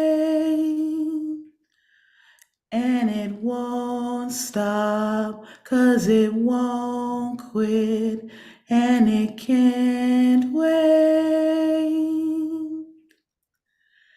Consider this, consider this. Missy and MF Doom spat in the same mic, and 9 months later, I was loose. Brooklyn's finest bowels in a blouse, nothing but fudged up vowels, greeting dawn and twisted triptych, couplets, wild doubloons, transfixing fools, the safety of my dance off, 'cause if my friends don't dance and if they don't dance, Pop, lock, and knock 'em till they're fodder. No dairy from the cow's udders, 'cause I utter venom and verb. Juggle glass for jugglers, gloves off for the tracheotomy. All caps. No straw, problems up to 99. Me, a purebred bitch, and every one. And it won't stop, 'cause it won't quit, and it can't wait. And it won't stop, 'cause it won't quit, and it can't wait. Yet y'all keep prompting me, saying me sensibility's insensible, to straighten up my burn jacket and fly right. Stop making nonsense, 'cause you're a college girl, be refined, sublime, no longer New Yorkie slime. But me thinks wordplay's not your thing, and respectability doth protest too much, 'cause verbal assassination ain't amongst the baubles, bobs, and hardcover whores in the house. But when I spit, smoke in the eyes, hemlocked and loaded in the passenger side of your best friend's ride, scrubbing acid bubbles in the dashboard. So fudge your upholstery, fudge your couch, fudge your theories, your confessionals, your renaissance, fudge your footnotes upon footnotes in a foot race off a nice tall cliff. Fudge you and the thousands of monkeys on their tiny ass typewriters between your lines, because you're too beyond this shit to stack proper bars and Lego bricks. And it won't stop, 'cause it won't quit, and it can't wait. And hold, reboot, redirect, reincarnate, back to 347 and 718. My tongue curls back from the receiver, a wicked old witch, to pucker up and sound my big black barbaric wagwan in the bread aisle, breath perfumed with bacon, egg, and cheese, the purr of a FU, Santa Gold, and some weird sin flickering on the black burners of my throat. Now, take a look at your poet. Now take a look at me, the kid who is neither the bread nor the knife, but the dirt, the dust, the ground floor of a brownstone, chambers 2 through 6 empty, Russian roulette to the lyric 616 dome, my pen popping late night wheelies in the blackest womb between 3rd and 4th Aves. And nothing I say will get you to the church on time, but I can sure make you holy. Dig? Thank you. Gracias. Thank you so much. Okay, we're gonna take our break, and when we come back, be about 15 minutes. When Roxanne comes back, we're gonna have if Kim Brand. Okay, Gear. We're gonna have Gear Austin, Maria Perez, Caroline DiGiovanni, Phil Lins read, and possibly Amanda Russell. I'm trying to and then we're gonna have the rest of the spotlight readers, and then we're gonna end with the rest of the open mic. And the rest of the open mic will be, and if Glenda Pickens wants to read, I think she has to leave early anyway. So Allison Ross will be reading on the last installment of the open. Dorothy Cantwell, Therese Birch, and Kim Brandon. And what? Yeah, you're on our list. What? You can read. Oh my God. I have to have a poem first. Okay. It's up to you, because once you sign up, you're part of the open. I didn't sign up. No, you don't have to. Once you register, you're signed up. Oh my gosh. It's automatic. Can I opt out? Okay, it's up to you. Thank you. Okay, no problem, because I think you're great, but it's up to you. Meow. And the rest of yeah, sorry. Sorry, the rest of the spotlight readers will be Sue Polo, who has to leave early, Marilyn Moore, Mega Sood, myself, and Roxanne. See, Roxy and I, we always end the readings. Well, that's a spotlight, but then we're going to come back with the rest of the open. That'll be Dorothy Cantwell, Therese, and Kim. So enjoy. Go get a cup of coffee, a glass of wine, water. Go make yourself a sandwich. We'll be back. And the time now is 3:34, so in about 15 minutes, Roxanne.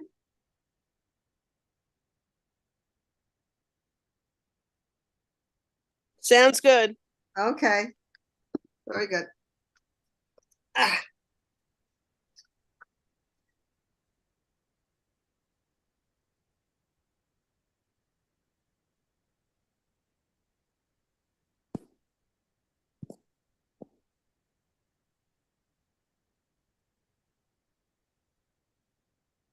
Guys, you can unmute and chat if you want to. The recording is off, but the live stream is continuing.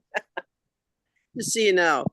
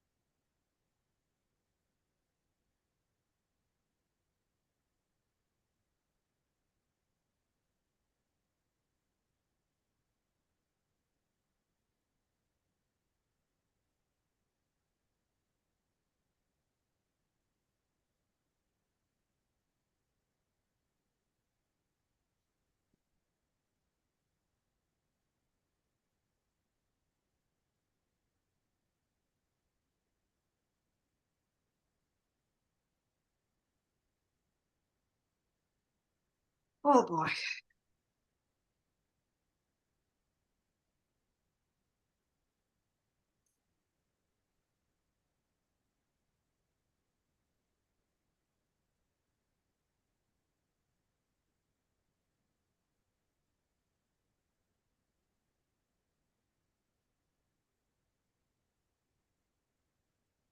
Hey, anybody?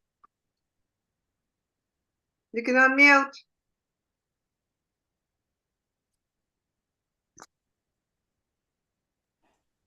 Patty, did we lose Maria Lasella? She never signed on. She said she's running late. I don't think she's coming. Okay, all right. She said she's going to try. Okay, what can we do? Yeah, nothing we can do. She comes on, she comes on. I did call her. And Kim is back, so that's good. Thank you. I know how hard this is to juggle all of us cats. I know, it's so hard. It's like herding cats. Meow. Meow. Meow. Oh. Hey, Patricia, it's Julio. Hey, Julio. When will the anthology be available to schemers like me? What do you mean anthology? The 2023 anthology. It's on. When? I already sent you information a long time ago. You can order it through me. Okay. I'm gonna need it's if you want one, it's $12. You do it on PayPal. I'm so sorry. Just provide the address to me. Sure. I'll do it through PayPal. For you want one copy is $12. Okay. I been in somewhat of a fog, so I apologize for that. That's okay because I know we're. Oh, I'm so tired. Yeah, you get a discount if you want multiple copies, but this is it's a discount price for the people that are in it. Yeah, it sells for more online because it's $18 online. So we can resend you the info. Mm-hmm. Well, thank you very much. I have a very large Brownstone Poets file, but I'll look for it if you like. But if you just resend anything It'll pertinent, be done later on today. Yeah. I can't. Yeah, once I get off, I need to breathe. Take a nap. You know, exactly. whatever. I have to order Chinese food because I'm gonna be hungry.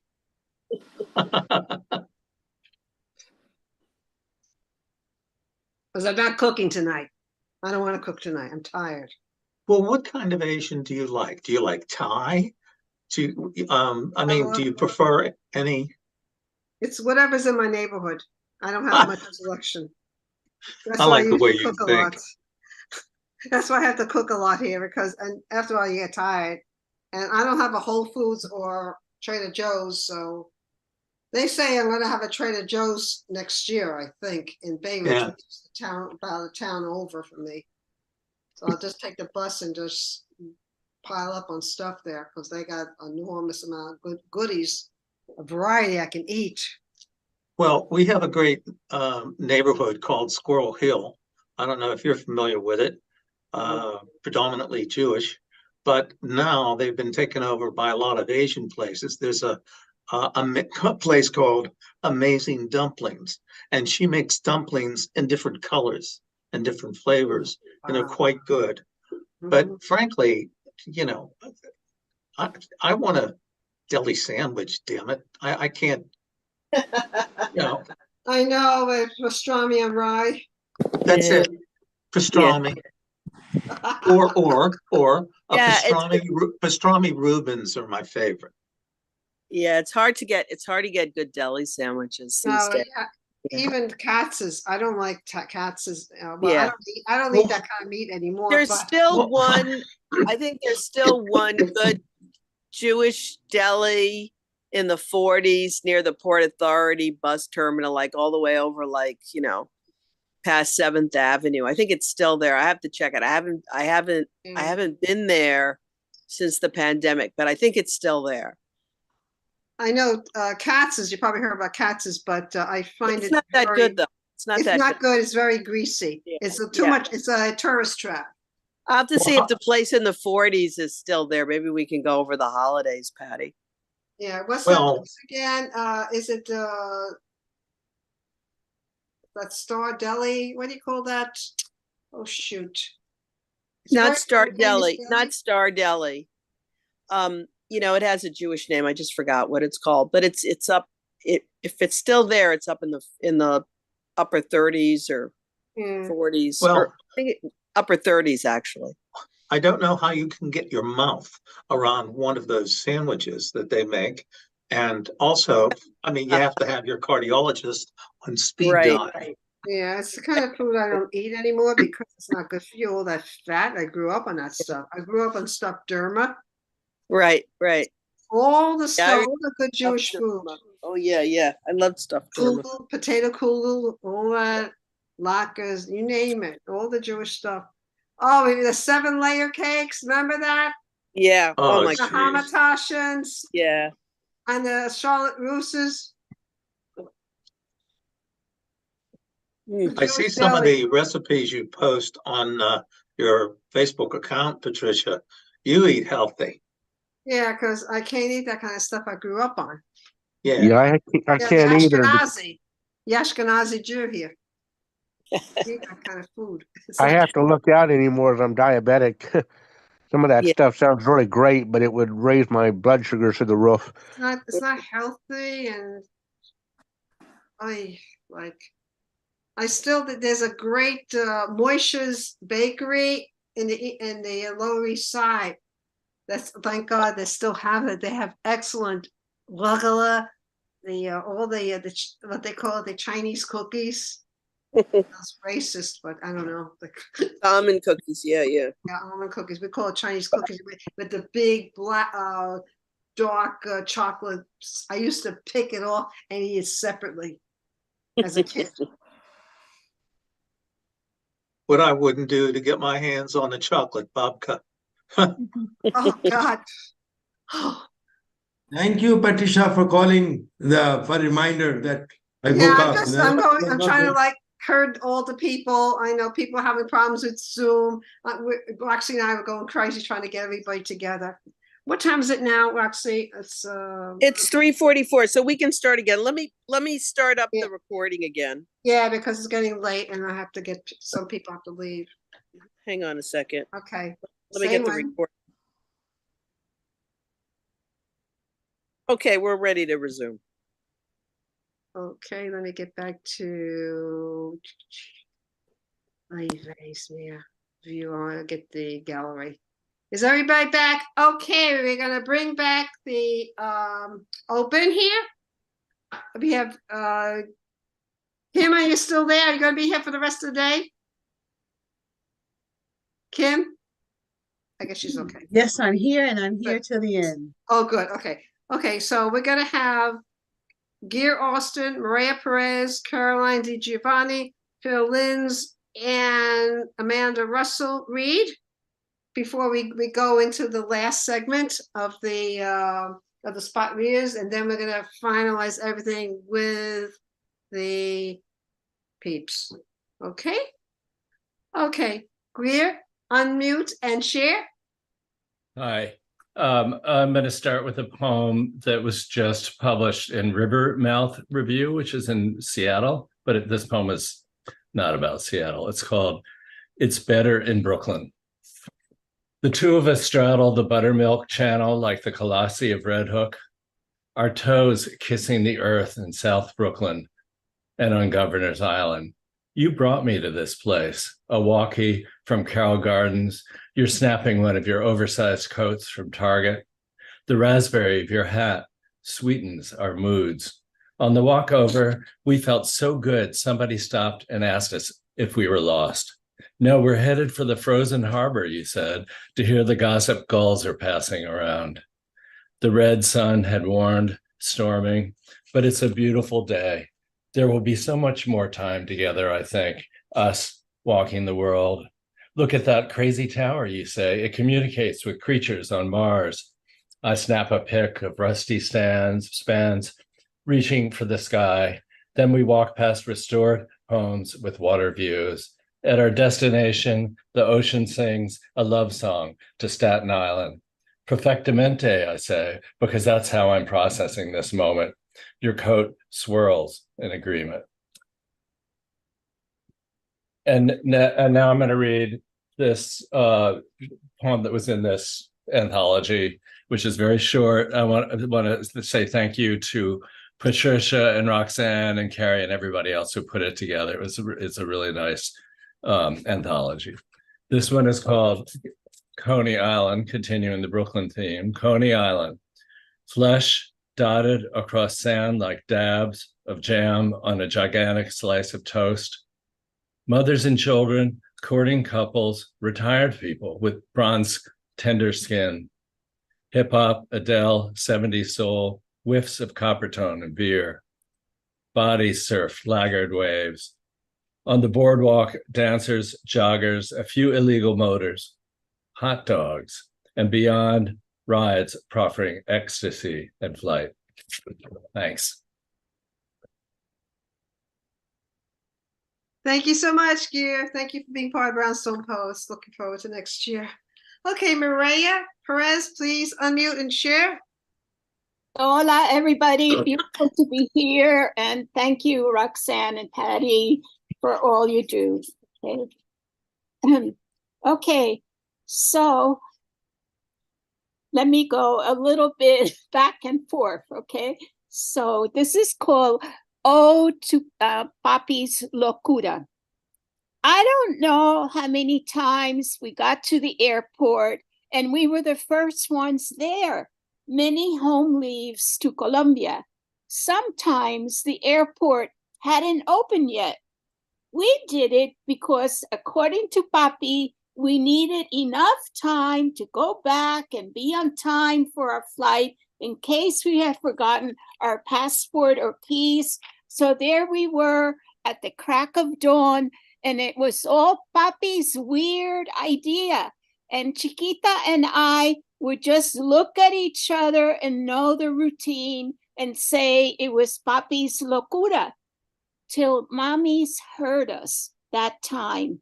And she explained that Papi was no longer a Navy man, but in his heart, he was. And from the anthology, which I'm getting very soon, which I'm really looking forward to, it's so beautiful. Okay. Oh, I'm using here the names of characters in nursery rhymes by the Colombian writer Rafael Pombo. And at the end, I use Spanish to say the way that we end fairy tales in Spanish. Bubbling. Like a beetle under a frog's skin, the paint bubbled larger with the heat, almost ready to burst, like when she held number 2 until her belly was hard like a balloon. Sarita tried to look at the bubble, when Miss Jones started with the questions. What happened to the old woman who lived in a shoe? Why did the cow jump over the moon? What did Jack eat as he sat in his corner? In the bubble, Sarita could see Rin Rin Renacuajo, Miringa Mironga, and Pastorcita. And Miss Jones doesn't even know why Rin Rin left all dressed up and so early, or why Pastorcita lost all her sheep. Rin Rin's the best, and Papi taught me it, and I know it and say it for the guests. Sarita, Sarita, there you go again. And I bet Miss Jones doesn't even know that at the end, colorín colorado, este cuento se ha acabado. And she doesn't even know about the bubbling. Gracias. De nada. Okay. Okay, next up we have Caroline Di Giovanni, Phil Linz, and Amanda Russell. And then we're going to move on immediately to the spotlight readers, and then we're going to end with the open. Caroline, please unmute and share. Thank you very much. And I will repeat what everyone has said. Thank you to Patricia, Roxanne, the artists, the editors. It's a beautiful anthology. I'm very touched and proud to be part of it. Glad you finally got it. It was a problem. I got it. And I put it to use. It's in circulation. So my poem in the anthology is about my friend Shakespeare. But rather than read that today, I want to read some recent, two little short ones that I recently submitted to an anthology up here for people over 65. So that gives you a little hint. The first one is called Darkness. Interior darkness inhabits me, a black hole sucking into itself fragments of unfulfilled dreams, creative expectations of past days, lost friendships, words never spoken. I go through all the motions as expected, dutiful, pleasant, kind in many ways. But now I know what I will never be. The path behind me already grows over, filled in, no turning back. And looking forward, will there be a light, enlightenment, the final reward of wisdom? Time will tell, and only heaven knows. That's darkness. The second one, for over 65, light. I like to say it is unique, what you would simply call antique. For me, the patina adds charm. Aging does not cause it harm. I rather like familiar things, the memories nostalgia brings. What if there are some little cracks? The shiny newness that it lacks would not create a better dish than this old one for serving fish. And so, my son, I love you lots, but leave me to my ancient pots. You have a new home for yourself to store new objects on your shelf. I will be glad when you stop by and keep me in your watchful eye. Thank you, everyone. Always a pleasure. Muchas gracias, señora. Ciao. Okay. Phil Linz. Thank you, Patty, and thank you, Roxanne. Thanks to Brownstone Reading. I'll do a couple of poems from a big collection of mine. It's online. It's called the Chapbooks Collected Poems. This one is To Love the Page More. At slams the readers the weaker stepchild. The winners are those who sing their words, fly their hips, who teach with their eyes. Their poems are carried by the voice, clear, unmiked, with passion, nuance, command. The crowd listens hard, waits, breathless. We want to hear what's coming next. The poem lives on the tongue, but also on the page, silent and quiet rooms, crowded bookstores, in library stacks, waiting. Living its potential, pulp and print, newly created or centuries old, waiting to connect, New eyes, new mind. The first time's a surprise, the thousandth reassurance. The common desires sought by reader and performer, the slammers hypnotize the arbitrary judges. You know they're going to win every time. But readers claim both audience and page, and print lives longer, print stands stronger. The poem on the page matters as much as lime green fire trucks, tiramisu, or the memory of her smile. I'll read my words as open. I'll read them at slams. It's rare that I take home any cash. I'll send the stuff to magazines, asking why only depresses. Just keep telling myself, just keep on, alone at the keyboard, wrestling with the words, creating a poem. If only for myself, if only for myself. And a second one is a poem written just before sleep. When I was a younger man, the words came so freely, easily. Now I wait for themes to yield out of the darkness, desire still strong, execution seeming lacking. I still claim the moniker of poet, but seem in my quiet heart to be living it less. Images of the now, of cities I've lived in, of people I've not seen for years. These are things I should be singing of, and perhaps yet I can. The acceptance that the words came hard and fast when I was 22, I'm grateful that they still do come, even to the gray-haired, gray-beard at 70. Maybe it makes no sense to write at all anymore, like carrying boxes of clippings from city to city, my many cities, my many moves. But I still claim this is my own, this last attempt at creation of craft, of art, into the greater world. In late nights, in aloneness, in struggling, in quiet dreams, in hopes, in visions. I see now this remains my given path, my limited place, this true world, not an addiction, but a calling, not a pile of papers, but a continuing process. Beyond age or city or time, clearly the work continues and remains. Poem written just before sleep. Thanks very much for the space. Good to be here. Thank you, Phil. Thank you so much. Okay, we're going to end this second round of Opened with Amanda Russell. Unmute and share. Thank you, Patricia. I am going to read first this little cento. These are all lines from Charles Simic poems. And the poems that are referenced are Evening Walk, Suffering, Empire of Dreams, Sharon's Cosmology, House, The Body, Explorers, The Pillow, and All These Mirrors. And don't worry, it's a short poem. But each line is taken directly from a Charles Simic poem. And this is going to be published in a volume that's going to be tributing him. Foreign bodies. Every one of you is a steep staircase, evicting me with a raised shovel. It's always evening and swift and cold and deep. Already I hear a sack being dragged toward a river. It will sail east each night. In its sailor's heart, the old house cries at 4 a.m.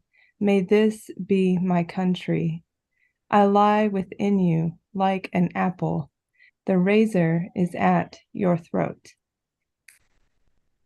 Thank you. And I'm going to read the poem of mine that's in the anthology. It's called The Month After Never Starting My Gratitude Journal, We Lunch Together. Ladling leftover chicken soup into bowls, he says, an average cumulus cloud weighs 550 tons. And if you'll reach me that bowl, I'll put it in the microwave. And so I do, and he does, and we eat. But my head climbs back into that 550-ton cloud, a vantage from which I pen page 1. For Percy Spencer, who invented the microwave. For all the farmers of old and the ones still living. For the many distant hands who made this soup possible.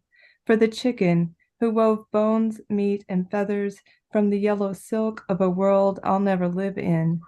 For the Adam and Eve of chickens. Spoon in hand, I stir the tight abundance. via carrots, onions, chicken, and celery. California high fives Peru, and Arkansas gives Florida a wave. Alliances are made across states and continents with no qualms of ideals or politics. Flavors meld into steamy sustenance.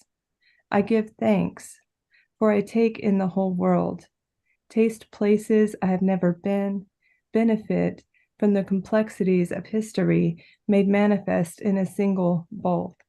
Thanks, everybody. Thank you so much.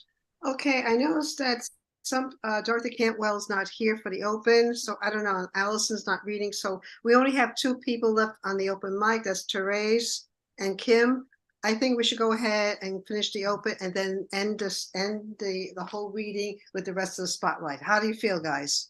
And we're gonna come back with Sue Polo, okay? She'll begin the round. Okay, Therese, please unmute and share. Hi, thank you. Poetry's been great. Thanks a lot. So it's 3 minutes, right? Yes. Okay, so this is a short one. There is always a risk. There is a language beneath the noise that first struck at Babel and those who lost their footing in the climb. There is a river flowing still, carrying our striving for communion, running under the ground of judgment and the vanities of self-will. There is a love not seen by those who lack transparency, a web of unity engaging us, our heart energy. It's only in simplicity that a person is rooted and life shoots through on the other side of imagined complexities. We owe it to humanity to show discretion in listening for direction. And there is a risk in silence. And the next one, Patricia has heard, Everything with Roses. She spoke in symbols, learning to protect herself from the larger world. Liz trusted in the promises of the saints and asked Saint Therese for a rose, a signal grace to assure her that she and her loved ones were safe. A simple soul who never revealed herself completely to anyone but her God.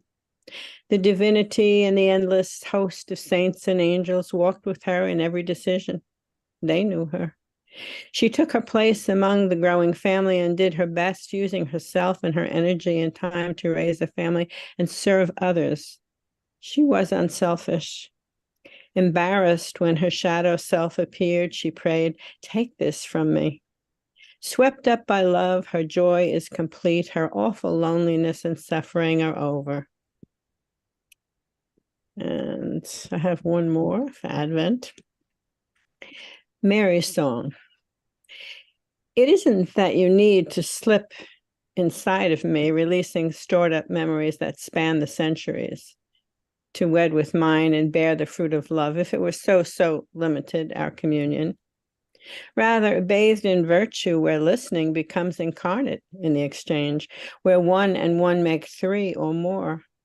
From awakened bodies, like some symbiotic afterbirth restored, we await restoration. It wasn't clear that heaven awaited a response, that buds pretending at their growth, but stilled to listen for reply, while echoes from a primal past passed before my eyes. And yes was my response, and yes to angel words, and yes to mystery of repair, where once the heavens shook with grief and landscape filled with loss. Thank you. Beautiful. Thank you, Therese. Pleasure Thank having you. Thank Okay, you. we're going to end the open with Kim Brandon before we finish off with the spotlight readers. Kim, take it away. Thank you. Thank you, everybody. Hello, poets. Thank you so much, Patricia and Roxanne. And I'm going to read the poem from the anthology, and it's shaped like a key. I don't know if you can see that. Let's start with that. It's called Flying Keys. Always moving, outpacing hunger and evictions, filling up the car in the cold in the middle of the night, hoping it don't backfire or wake the landlord, skipping out on 3 months of overdue rent bills. Us kids know the routine, the drill, knowing how to creep without getting caught, knowing how to pack up everything the day before and tiptoe out while carrying boxes downstairs, Little legs get agile. James Brown sang, "Say it loud, I'm black and I'm proud," over the car radio, knowing that pride was a slippery notion, especially when your parents can't afford the rent. Somehow, Mama manages to find a new rotting place for us to live. We glide smooth with promise, the smell of fresh lead paint in an apartment that we hope will shelter our souls. Hope fades when empty gin bottles, knowing that in no time it will be a lost job. Miss Lady won't pay the rent on time for having her giant ass house cleaned. Or that something else, like that time we moved into the old doctor's office on Connecticut Avenue and found aborted fetuses embalming in jars at the top of the closet. We all piled into the car with everything we owned, mattresses tied to the roof, and we sped off. James Brown on the 8-track playing Get Up on the Good Foot when us kids finally come to see that Mama and Daddy were lesser gods, moving from place to place, hurling house keys from open car windows. And then I just had one other poem, and it's called kintsugi. Kintsugi is the Japanese art of when you break something like a bowl, a clay bowl, you then mend it back together by using gold, and the broken parts become stronger than the bowl itself. Kintsugi. When you were gone that first night, alone, swallowed joy, spit out the version of a sweeter tomorrow, like the emperor's teapot, shattered. The heart fell to the floor, broken. A low song of sorrow humming at dawn. A black swan floats at the edge of despair. To keep visual for 27 sunsets, for your love to return. The ripped paper sonnets gave way to lingering, salty kisses of loss.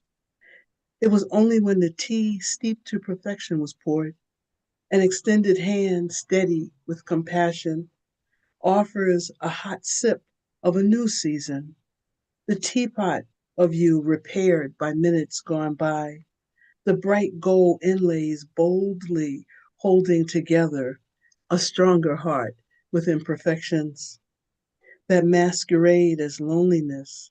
They give way to the enduring yet forgettable strength of readying the heart to love again. We ready the heart to love again when life caresses us, life shakes us, and trembles us so. Thank you again. This was a pleasure. Beautiful. Oh, that's beautiful. I love the kintsugi thing.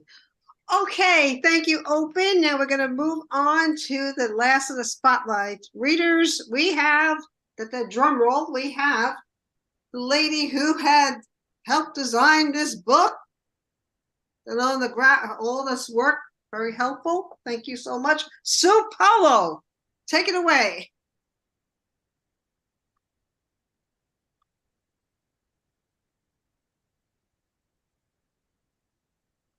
Sue? Sue? Sue Polo? Oh dear.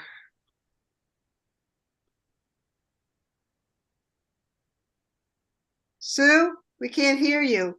She's on mute. Okay. Maybe go to your phone and read.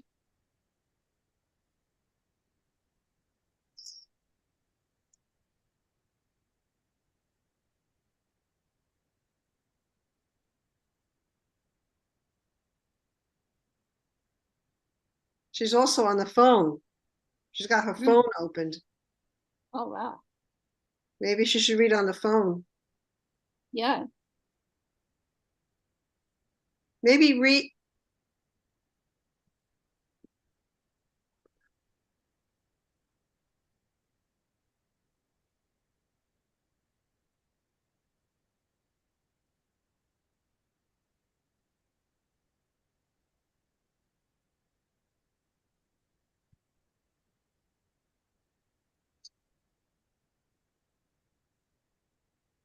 What do we do? Sue, can you read on your on the phone?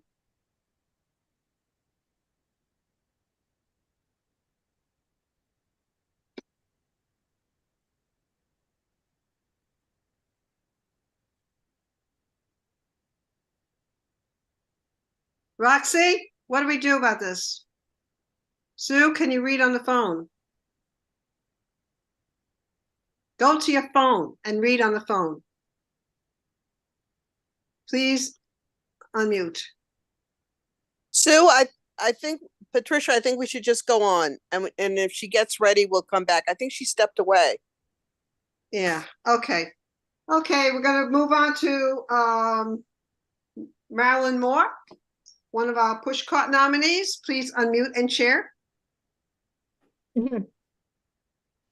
First, I want to thank you, Patricia, and everyone involved with this fine publication. It really is lovely. And thank you for the nomination. It's been a minute for me. We can't see your head, but you only see the top of your head. Can you move your... Better? Better. Oh, pretty. Okay. All right. I can't see. I have no idea what it's doing. Okay. I'm going to start with a couple of lighter poems. I'm new to this community. I've actually been isolated a lot. This George Wallace took this poem for his publication. I'm not even familiar with the publication. I think it's online and I don't know when it's coming out. This is Chihuly Ceiling. This Chihuly Ceiling, you know who Chihuly is, the glass artist, okay? This Chihuly ceiling, carefully placed above, makes me want to lie down with a good lover and share all its deep reds, primal shapes, tranquil blues striped to green, orange flowing into yellows, everything fluid as life, as seminal love sprouts into flowers of light. Passion should be as brilliant as this magenta lotus floating on a green sky. If I should take a lover, let him be a glass blower, someone who knows how to slowly use his breath to bring a seed to full color. This is Credo. It's part of a series of poems, which are beliefs. Credo 1. I believe that no act of kindness, no matter how small, is ever wasted, and that I could be that little mouse nibbling on the ropes to free someone. That kind words are like jewels, stored away in our most secure reaches to brighten our dark times years after they have been spoken.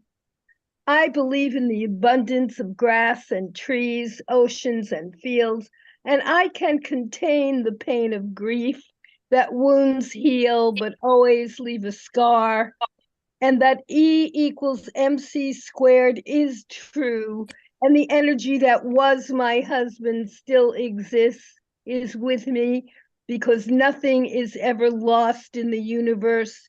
It simply changes. I believe the sun is always shining somewhere, and I also believe in the comfort of moonlight and family and unconditional love as constant as sunlight, and that you can sit like the Buddha, cup the rain in your hands, and call it happiness. Thank you. This is a not so happy poem. I've been on a pendulum with what's happening in the Middle East, and I'm deeply, deeply upset by it. I was born during World War II. My father was born in Poland, and you know what that means, okay? My shoulders are cold. Dressed for the event, t-shirt, jeans, my usual attire at these demonstrations, blue and white sign clasped in both hands. I've been to so many, spent time in emergency rooms, results of encounters with authorities opposed to civil rights, risked my life as a freedom rider, carried rainbow flags for gay rights, shouted in crowds for women's ability to choose their own bodily provenance. Opposed to war, I marched against the Pentagon, placed flowers in the troops' rifles. I marched arm in arm with long rows of supporters. This one in support of my spiritual homeland, the place on the map I prayed towards for more generations than I could count. My grandfather bowed east in his tallest skullcap covered head bent to Jerusalem. At this one, in empathy and rage for my own people after a slaughter of innocents, rape and kidnapping, babies decapitated, my shoulders feel cold. And I would like to end with the poem that is in this lovely anthology. Thank you once again for this nomination and for using my work. Bang the drum. Bang the drum loudly. Let the vibrations break glass like the broken windows in the schools for women in Afghanistan. Make the tree quiver, drop its blossoms, dance naked in the shaking air. Bang it loud enough to shatter the wind's breath so we can hear the cries of Sudanese babies as their mothers beg for food. Make the tree drop its fruit. Bang the drum loudly. Break the sound barrier. Hear the bombs dropped over hospitals and playgrounds in Ukraine. Let the tree quiver and drop its blossoms to bend beneath exploding clouds. Wake the sleeping day with the force to make us hear the women marching, hijabs in hand as they chant for freedom in Iran. Make the tree quiver as it bows to the sinking sun. Bang the drum loudly, rouse the nesting birds to carry warnings to the women of our land. They are in danger from the high court. Make the tree shake its seeds off. Bang the drum in decibels so high we tremble to the chorus of hatred, vibrating against Asians and Jews. Make the tree bloom full pink. Let it bow to us as we march out and shout with fists raised. Thank you very much. Beautiful. Patricia, can you hear me now? Yes. Oh, Yolanda. Okay, let's bring on Sue Paulo. Yes. Little designs. That was a wonderful bunch of poems, by the Thank you, way. Marilyn. Thank you. Thank you. Thank you all. And thank you for having me. I know this is a lot of work. Okay, so in the anthology, I have Big Door. Big door in the window of the empty bank. This massive silver steel door, 2 feet deep, left ajar. The door is ajar. Door is ajar. I had some fireflies in a jar once. Oh, at first, though, the door was covered by a curtain to conceal after months of no takers. After months of no takers, the mask removed. The symbol of power and might may be attractive after all. This massive device, is it male or female? In the past, there were matriarchs who would argue for their gender. Nefertiti would want this great device. Alexander would send all of Macedonia to conquer the door. Genghis Khan would travel far to take it. Which side of the door is Dr. Timothy Leary on? This door is big, really big, massive, robust, big, sexy hunk of door. Rod Serling might know how to deal with it. The wonder of this door ajar. It's crazy. I don't know. The things you see walking around. Small beings. At dusk, The fireflies would streak the heat-soaked lawn, tiny birds still tweeting into darkness. I wonder that the dogs will not chase down those sparks. Somehow, these small beings are immune to predators. Or is it because mating is so special? Nothing will mess with them, safely spiraling in their flashing dance of love.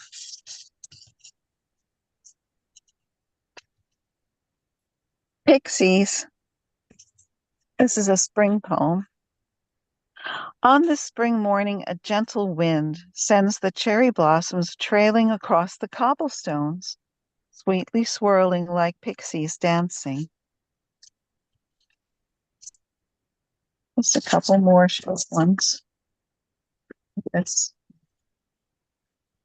wanting. I want you with violins, with the darkness of Malbec, the cool blue oceans, with palm trees, with the warm summer breeze. I want you with Segovia and Villalobos in the air, with geese flying across the tangerine sunset, with fire in your eyes, the haunting echoes of wind in the trees. Always a memory, always a memory. And I think this is last. Yep. Nocturnal. Flies have eyes. They sleep at night. Buzz, buzz, buzz the whole day long. Darkness falls, flies rest. Bees sleep, curled up together. The way I like to curl up with you in my eyes, the last thing I see before the sleep of flies and bees. Thank you so much. I really enjoyed everybody's tonight so far. I do have to leave soon, but I really appreciate this. Is a wonderful reading. So glad you're able to make it. Thank you. We worked it out. Thank you, everybody. Okay, last, okay, we got my editor, associate editor coming up here. Megasu, please unmute and share. Hi, everyone. Thanks, Patricia, and thanks, Roxanne, for making me part of this editing team. It's always an honor. It's my second year on the editing team. And on behalf of the team, I'd like to say thanks to all the brilliant contributors who make this anthology so beautiful and brilliant every year. I'm going to start with my poem in the anthology, and it's called Love is Nothing But an Elegy for Acceptance. We all long for a fairy tale sequined with a kind-hearted prince or princess, an enchanted alchemist, brimming with love and passion, magically turning our sparking dreams into pure gold. We all dream eyes wide open while growing in our soft, porous bodies, ready for those puny dreams to take hold. When our desires are judged by the sex that rests between our supple thighs, a fervent desire for acceptance with hunger. When our existence cannot be validated beyond the binary and everything else is damned. Your name sits like a sin on my tongue in this socially demarcated society, living by cookie cutter rules. My desire frayed and bleeding at the ends, trying to fit heart within the mold. Love is nothing but an elegy for acceptance. And yet I stand here waiting for my own, standing at the crossroads of life, judging me. I, with knees pressed against the concrete in a church pew, apologizing for my own frail existence. With soil doused by the tears, tears of our survival, I always wrap the color of my wound around my heart as it catches shine from a kind sun. Love was always a folklore to me, a soothing lullaby, a hushed prayer told by my granny, as she bravely witnessed the pain of generations jumping hoops. Living life is nothing but a farce, a menagerie of corrugated desires, though I stayed put. when the choices of my life were foreshadowed by jagged hearts and cold shoulders. I always ran blinded by my sense of false comfort. Flash forward, and here I am standing tall and proud like an old oak in the thicket of the night as a witness to my years of survival, trying to scrape the knife wounds on my thick skin made by those ignorant hands, those hands swelling with the pride of false ownership. The second is called Trails of Kindness, and it was part of the public exhibit in Jersey City, and it is also published in the Pen Women magazine by National League of American Pen Women 2023. Trails of Kindness. I count the years as I walk past the trees lining my courtyard, counting them one by one neatly on my soft, supple fingers. The mighty oak has weathered worse and still less sparrows. The jasmine tree, whose flower-laden shoots smiles through their fragrant arms, waves me goodbyes. Their warm presence deeply carried by the northern winds. Even with a slight opening in my kitchen window, they can make their presence felt. What more is to this life than to count joys and blessings in the crawling lines of my mint plant that is growing and spilling joys in all directions, the new tender leaves of basil, twinkling and shining through the silver of the sunlight.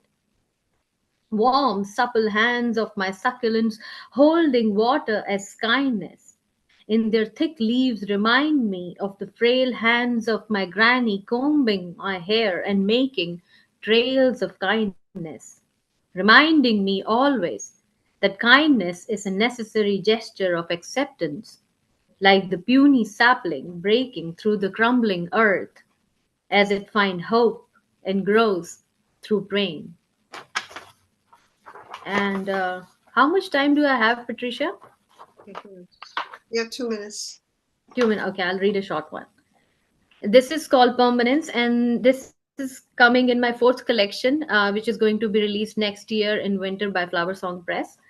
And the poem is called Permanence. Nothing is permanent, says the leaves, interred in the drenched gardens of my puny home, embraced by the sustenance of moist earth, crumbled and soaked in the fragrance of the petrichor. Thick cumulus straddling through the open skies, tasting its blue kindness. Love is transient.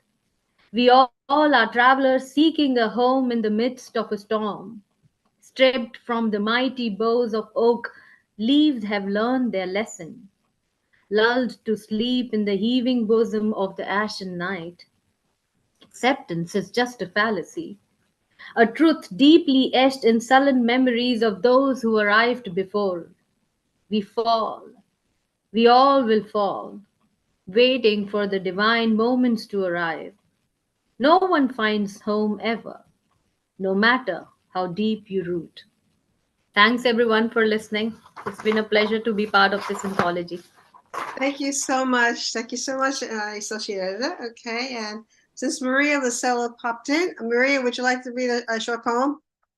Oh, that's so 3 nice. minutes? Yeah, 3 minutes? Yeah, I'd love to. I'll just read what was in the anthology. Okay, go ahead. Thank you, Patty. That was really generous of you. Okay. The Company of Trees. Under my window, a hushed whooshing sound reminds me I may not be alone. They don't snore, but trees creak and groan, slumber and droop, as we do at nightfall. Imperceptibly breathing deep in calm darkness when creatures from mice to sparrows fade into nocturnal hideouts, ready to rise at the first sign of light and warmth. Some survive plagues and pandemics, inherit the earth. Some subsist on the glue on the back of a postage stamp. They too rustle in near silence below my window on this summer solstice night that will brighten into day as if night never came, while I awaken just as the tree's branches angle once again to capture the sunlight. Thank you so much.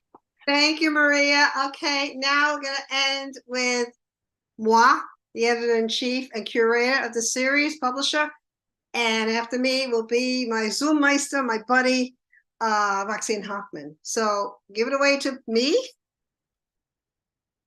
Hang in there. Okay, ready.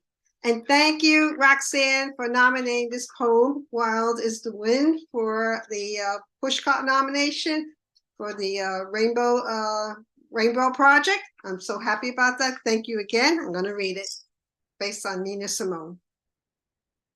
Do you hear the wind? See that scarlet leaf dance on concrete.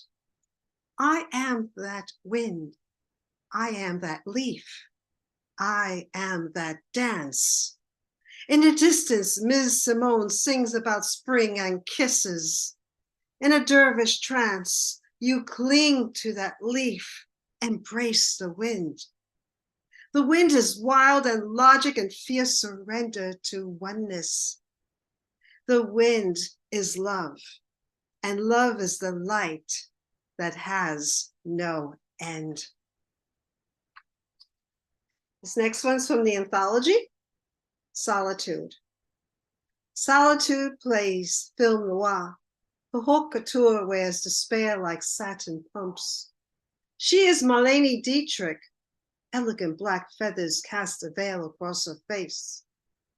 She walks beside me, extends in sunlight, moves inward at night. She is like me, can't survive without your support. She sits beside me, explains that not all firestorms are alike, that dark rainbows come in various shades of lies and abuse. Billie Holiday sings a silent prayer for you to return.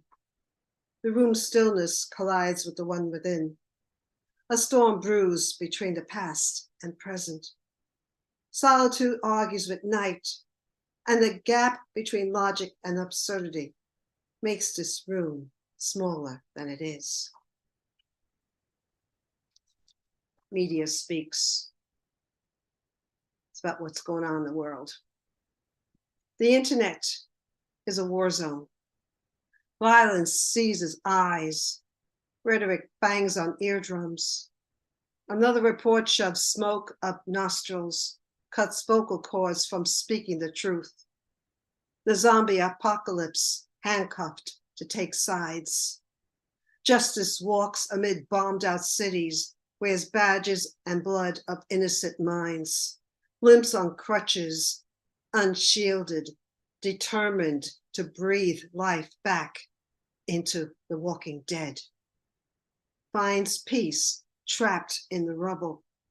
Its tattered feathers drip in blood and ash. Inside its beak, a scorched branch of an unlived tree. 2 leaves still intact. This next one's dedicated to Sinead O'Connor. Feel so different. I feel so different from the child who sits alone. But she is not alone. I am by her side. But she can't see me, hear me, feel my hand on her shoulder. But she will be all right. I can't hug her, dry her tears, fight those demons that mock her.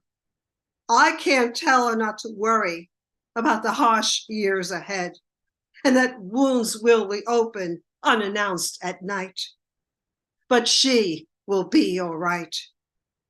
I feel so different now, but I am learning to remember her, care for her, live for her, honor her, love her, because I am still her, and I will be all right. I'm going to end on Kaku, the lighter side for the upcoming holidays. This is for Hanukkah. Kosher Kitty spins the dreidel, wins more treats. Kosher Kitty spins the dreidel, wins more treats. Hanukkah Kitty looks for catnip, 8 days of meows, Hanukkah kitty looks for catnip. 8 days of meows. Hanukkah lights, shadow of the cat, nibbling on latkes. Hanukkah lights, shadow of the cat, nibbling on latkes. Catitude escalates on Hanukkah. Oy vey Zamir. Catitude escalates on Hanukkah. Oy vey Zamir. That's for Hanukkah. And now we move on to Christmas. Kitty on treetop. The angel of death surveys damage below. Kitty on treetop. The angel of death surveys damage below. Kitty's reflections. The grim reaper sights more ornaments. Kitty's reflections. The grim reaper sights more ornaments. Body parts of balls scatter across living room. Kitty blames dog. Body parts of balls scatter across living room. Kitty blames dog. And finally, Demolition Kitty bulldozes Christmas tree. Timber! Demolition Kitty bulldozes Christmas tree. Timber! And now, finally, to end up the reading, Roxy and Hoffman, my Zoom Meister and Buddy, take it away, girl.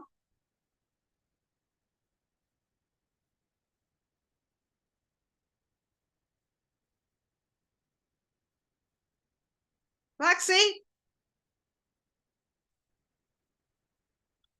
Roxy, where'd you go? Where'd you go, Roxy? You're next. You end the show.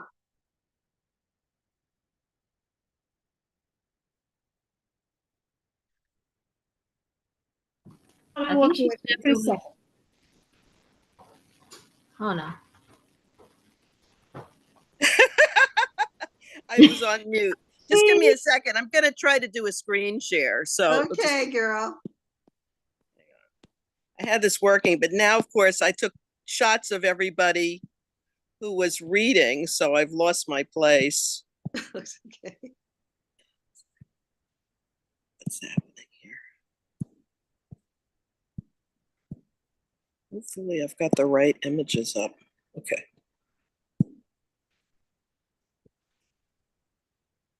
Okay, add. All right, let's see what happens. All right. All right, we got at least the first image correct. Okay. These are going to be from my Hitchcock series, which are all abecedarians. Aperture's black hole after rear window, Hitchcock 1954. Ambient blow up. Cameraman's dark clothed eyepiece, freeze frames, golden hour interiors, journaling kissy and loud-mouthed narried neighbors. Oculus panning, questioning rear window sfumato tableau. Umpteen viewfinders widening, X times. Ya all zoom in.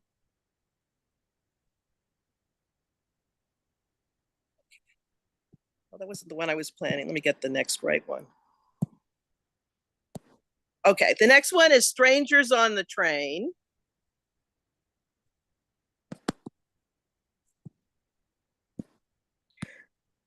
Crisscross after Strangers on a Train, Hitchcock, 1951.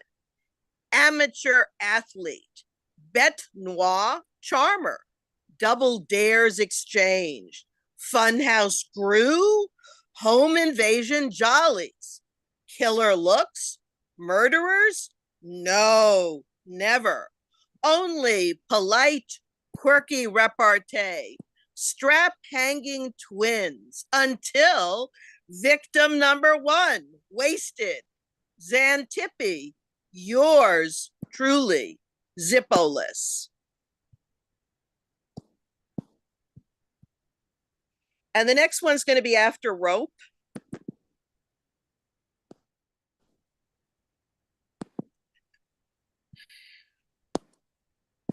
Champagne Dreams, After Rope, Hitchcock, 1949.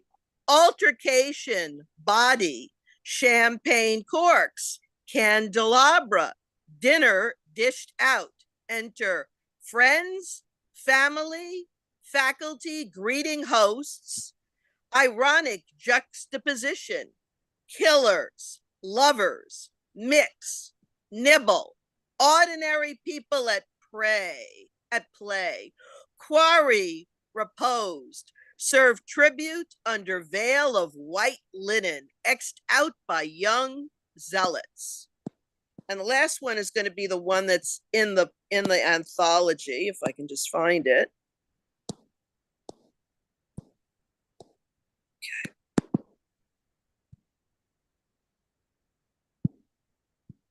Okay. Le Chat Noir, after To Catch a Thief, Hitchcock, 1955. Amber-eyed black cat doubles back, evading fast and foxy girls. Hunts imposter. Jewels knowingly lift mysteriously. 9 opportunities per. Quick footing, rooftops, skylights, thievery under vaulted winking xenocrysts. Yellow eyes zoom in.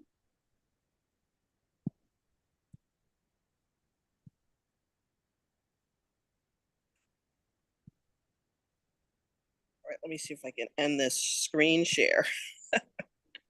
Thanks, everybody. Thank you so much, everybody. Happy 2024 coming up. Thank God this year's almost over. Thank you for supporting Brownstone Poets. I want to give a Brownstone shout out to all the spotlight readers today, my staff, my postcard nominees, my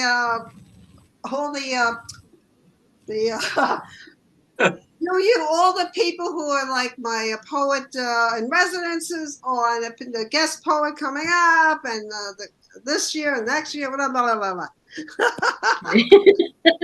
A lot of people, and the open micers is too much. We survived. Once the quirks of Zoom and the technology, we made it. We made this happen. Thank you, everybody.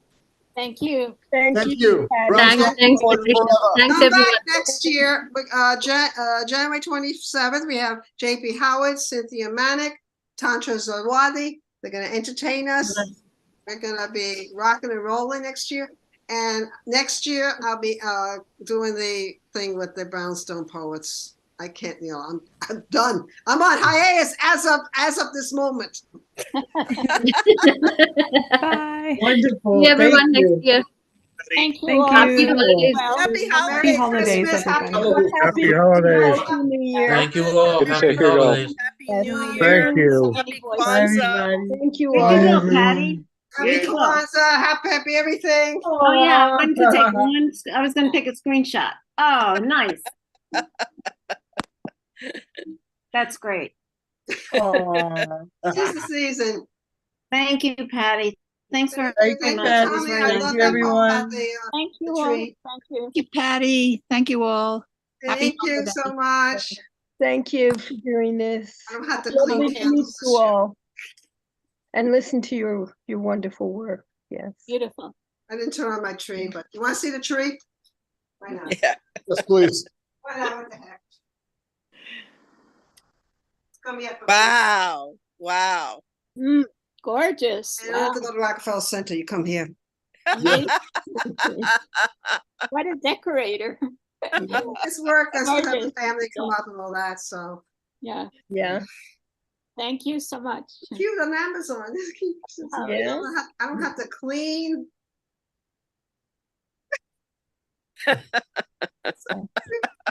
Very good. So cute. So Yes. cute. Well, thank you for your great spirit, Patty. You really, Thank you. you really have it. You've got it. Yeah, thank you so much. Yeah. So see you. Take everybody care. Be next well, year. everyone, and thank you so much. Thank you. Not. Yeah, somebody said give me a personal. Oh, love the Siri Roxanne. I got this. Oh, Julie, thank you. Wonderful. Thank you, David. Brooklyn, yay. Yay, yay.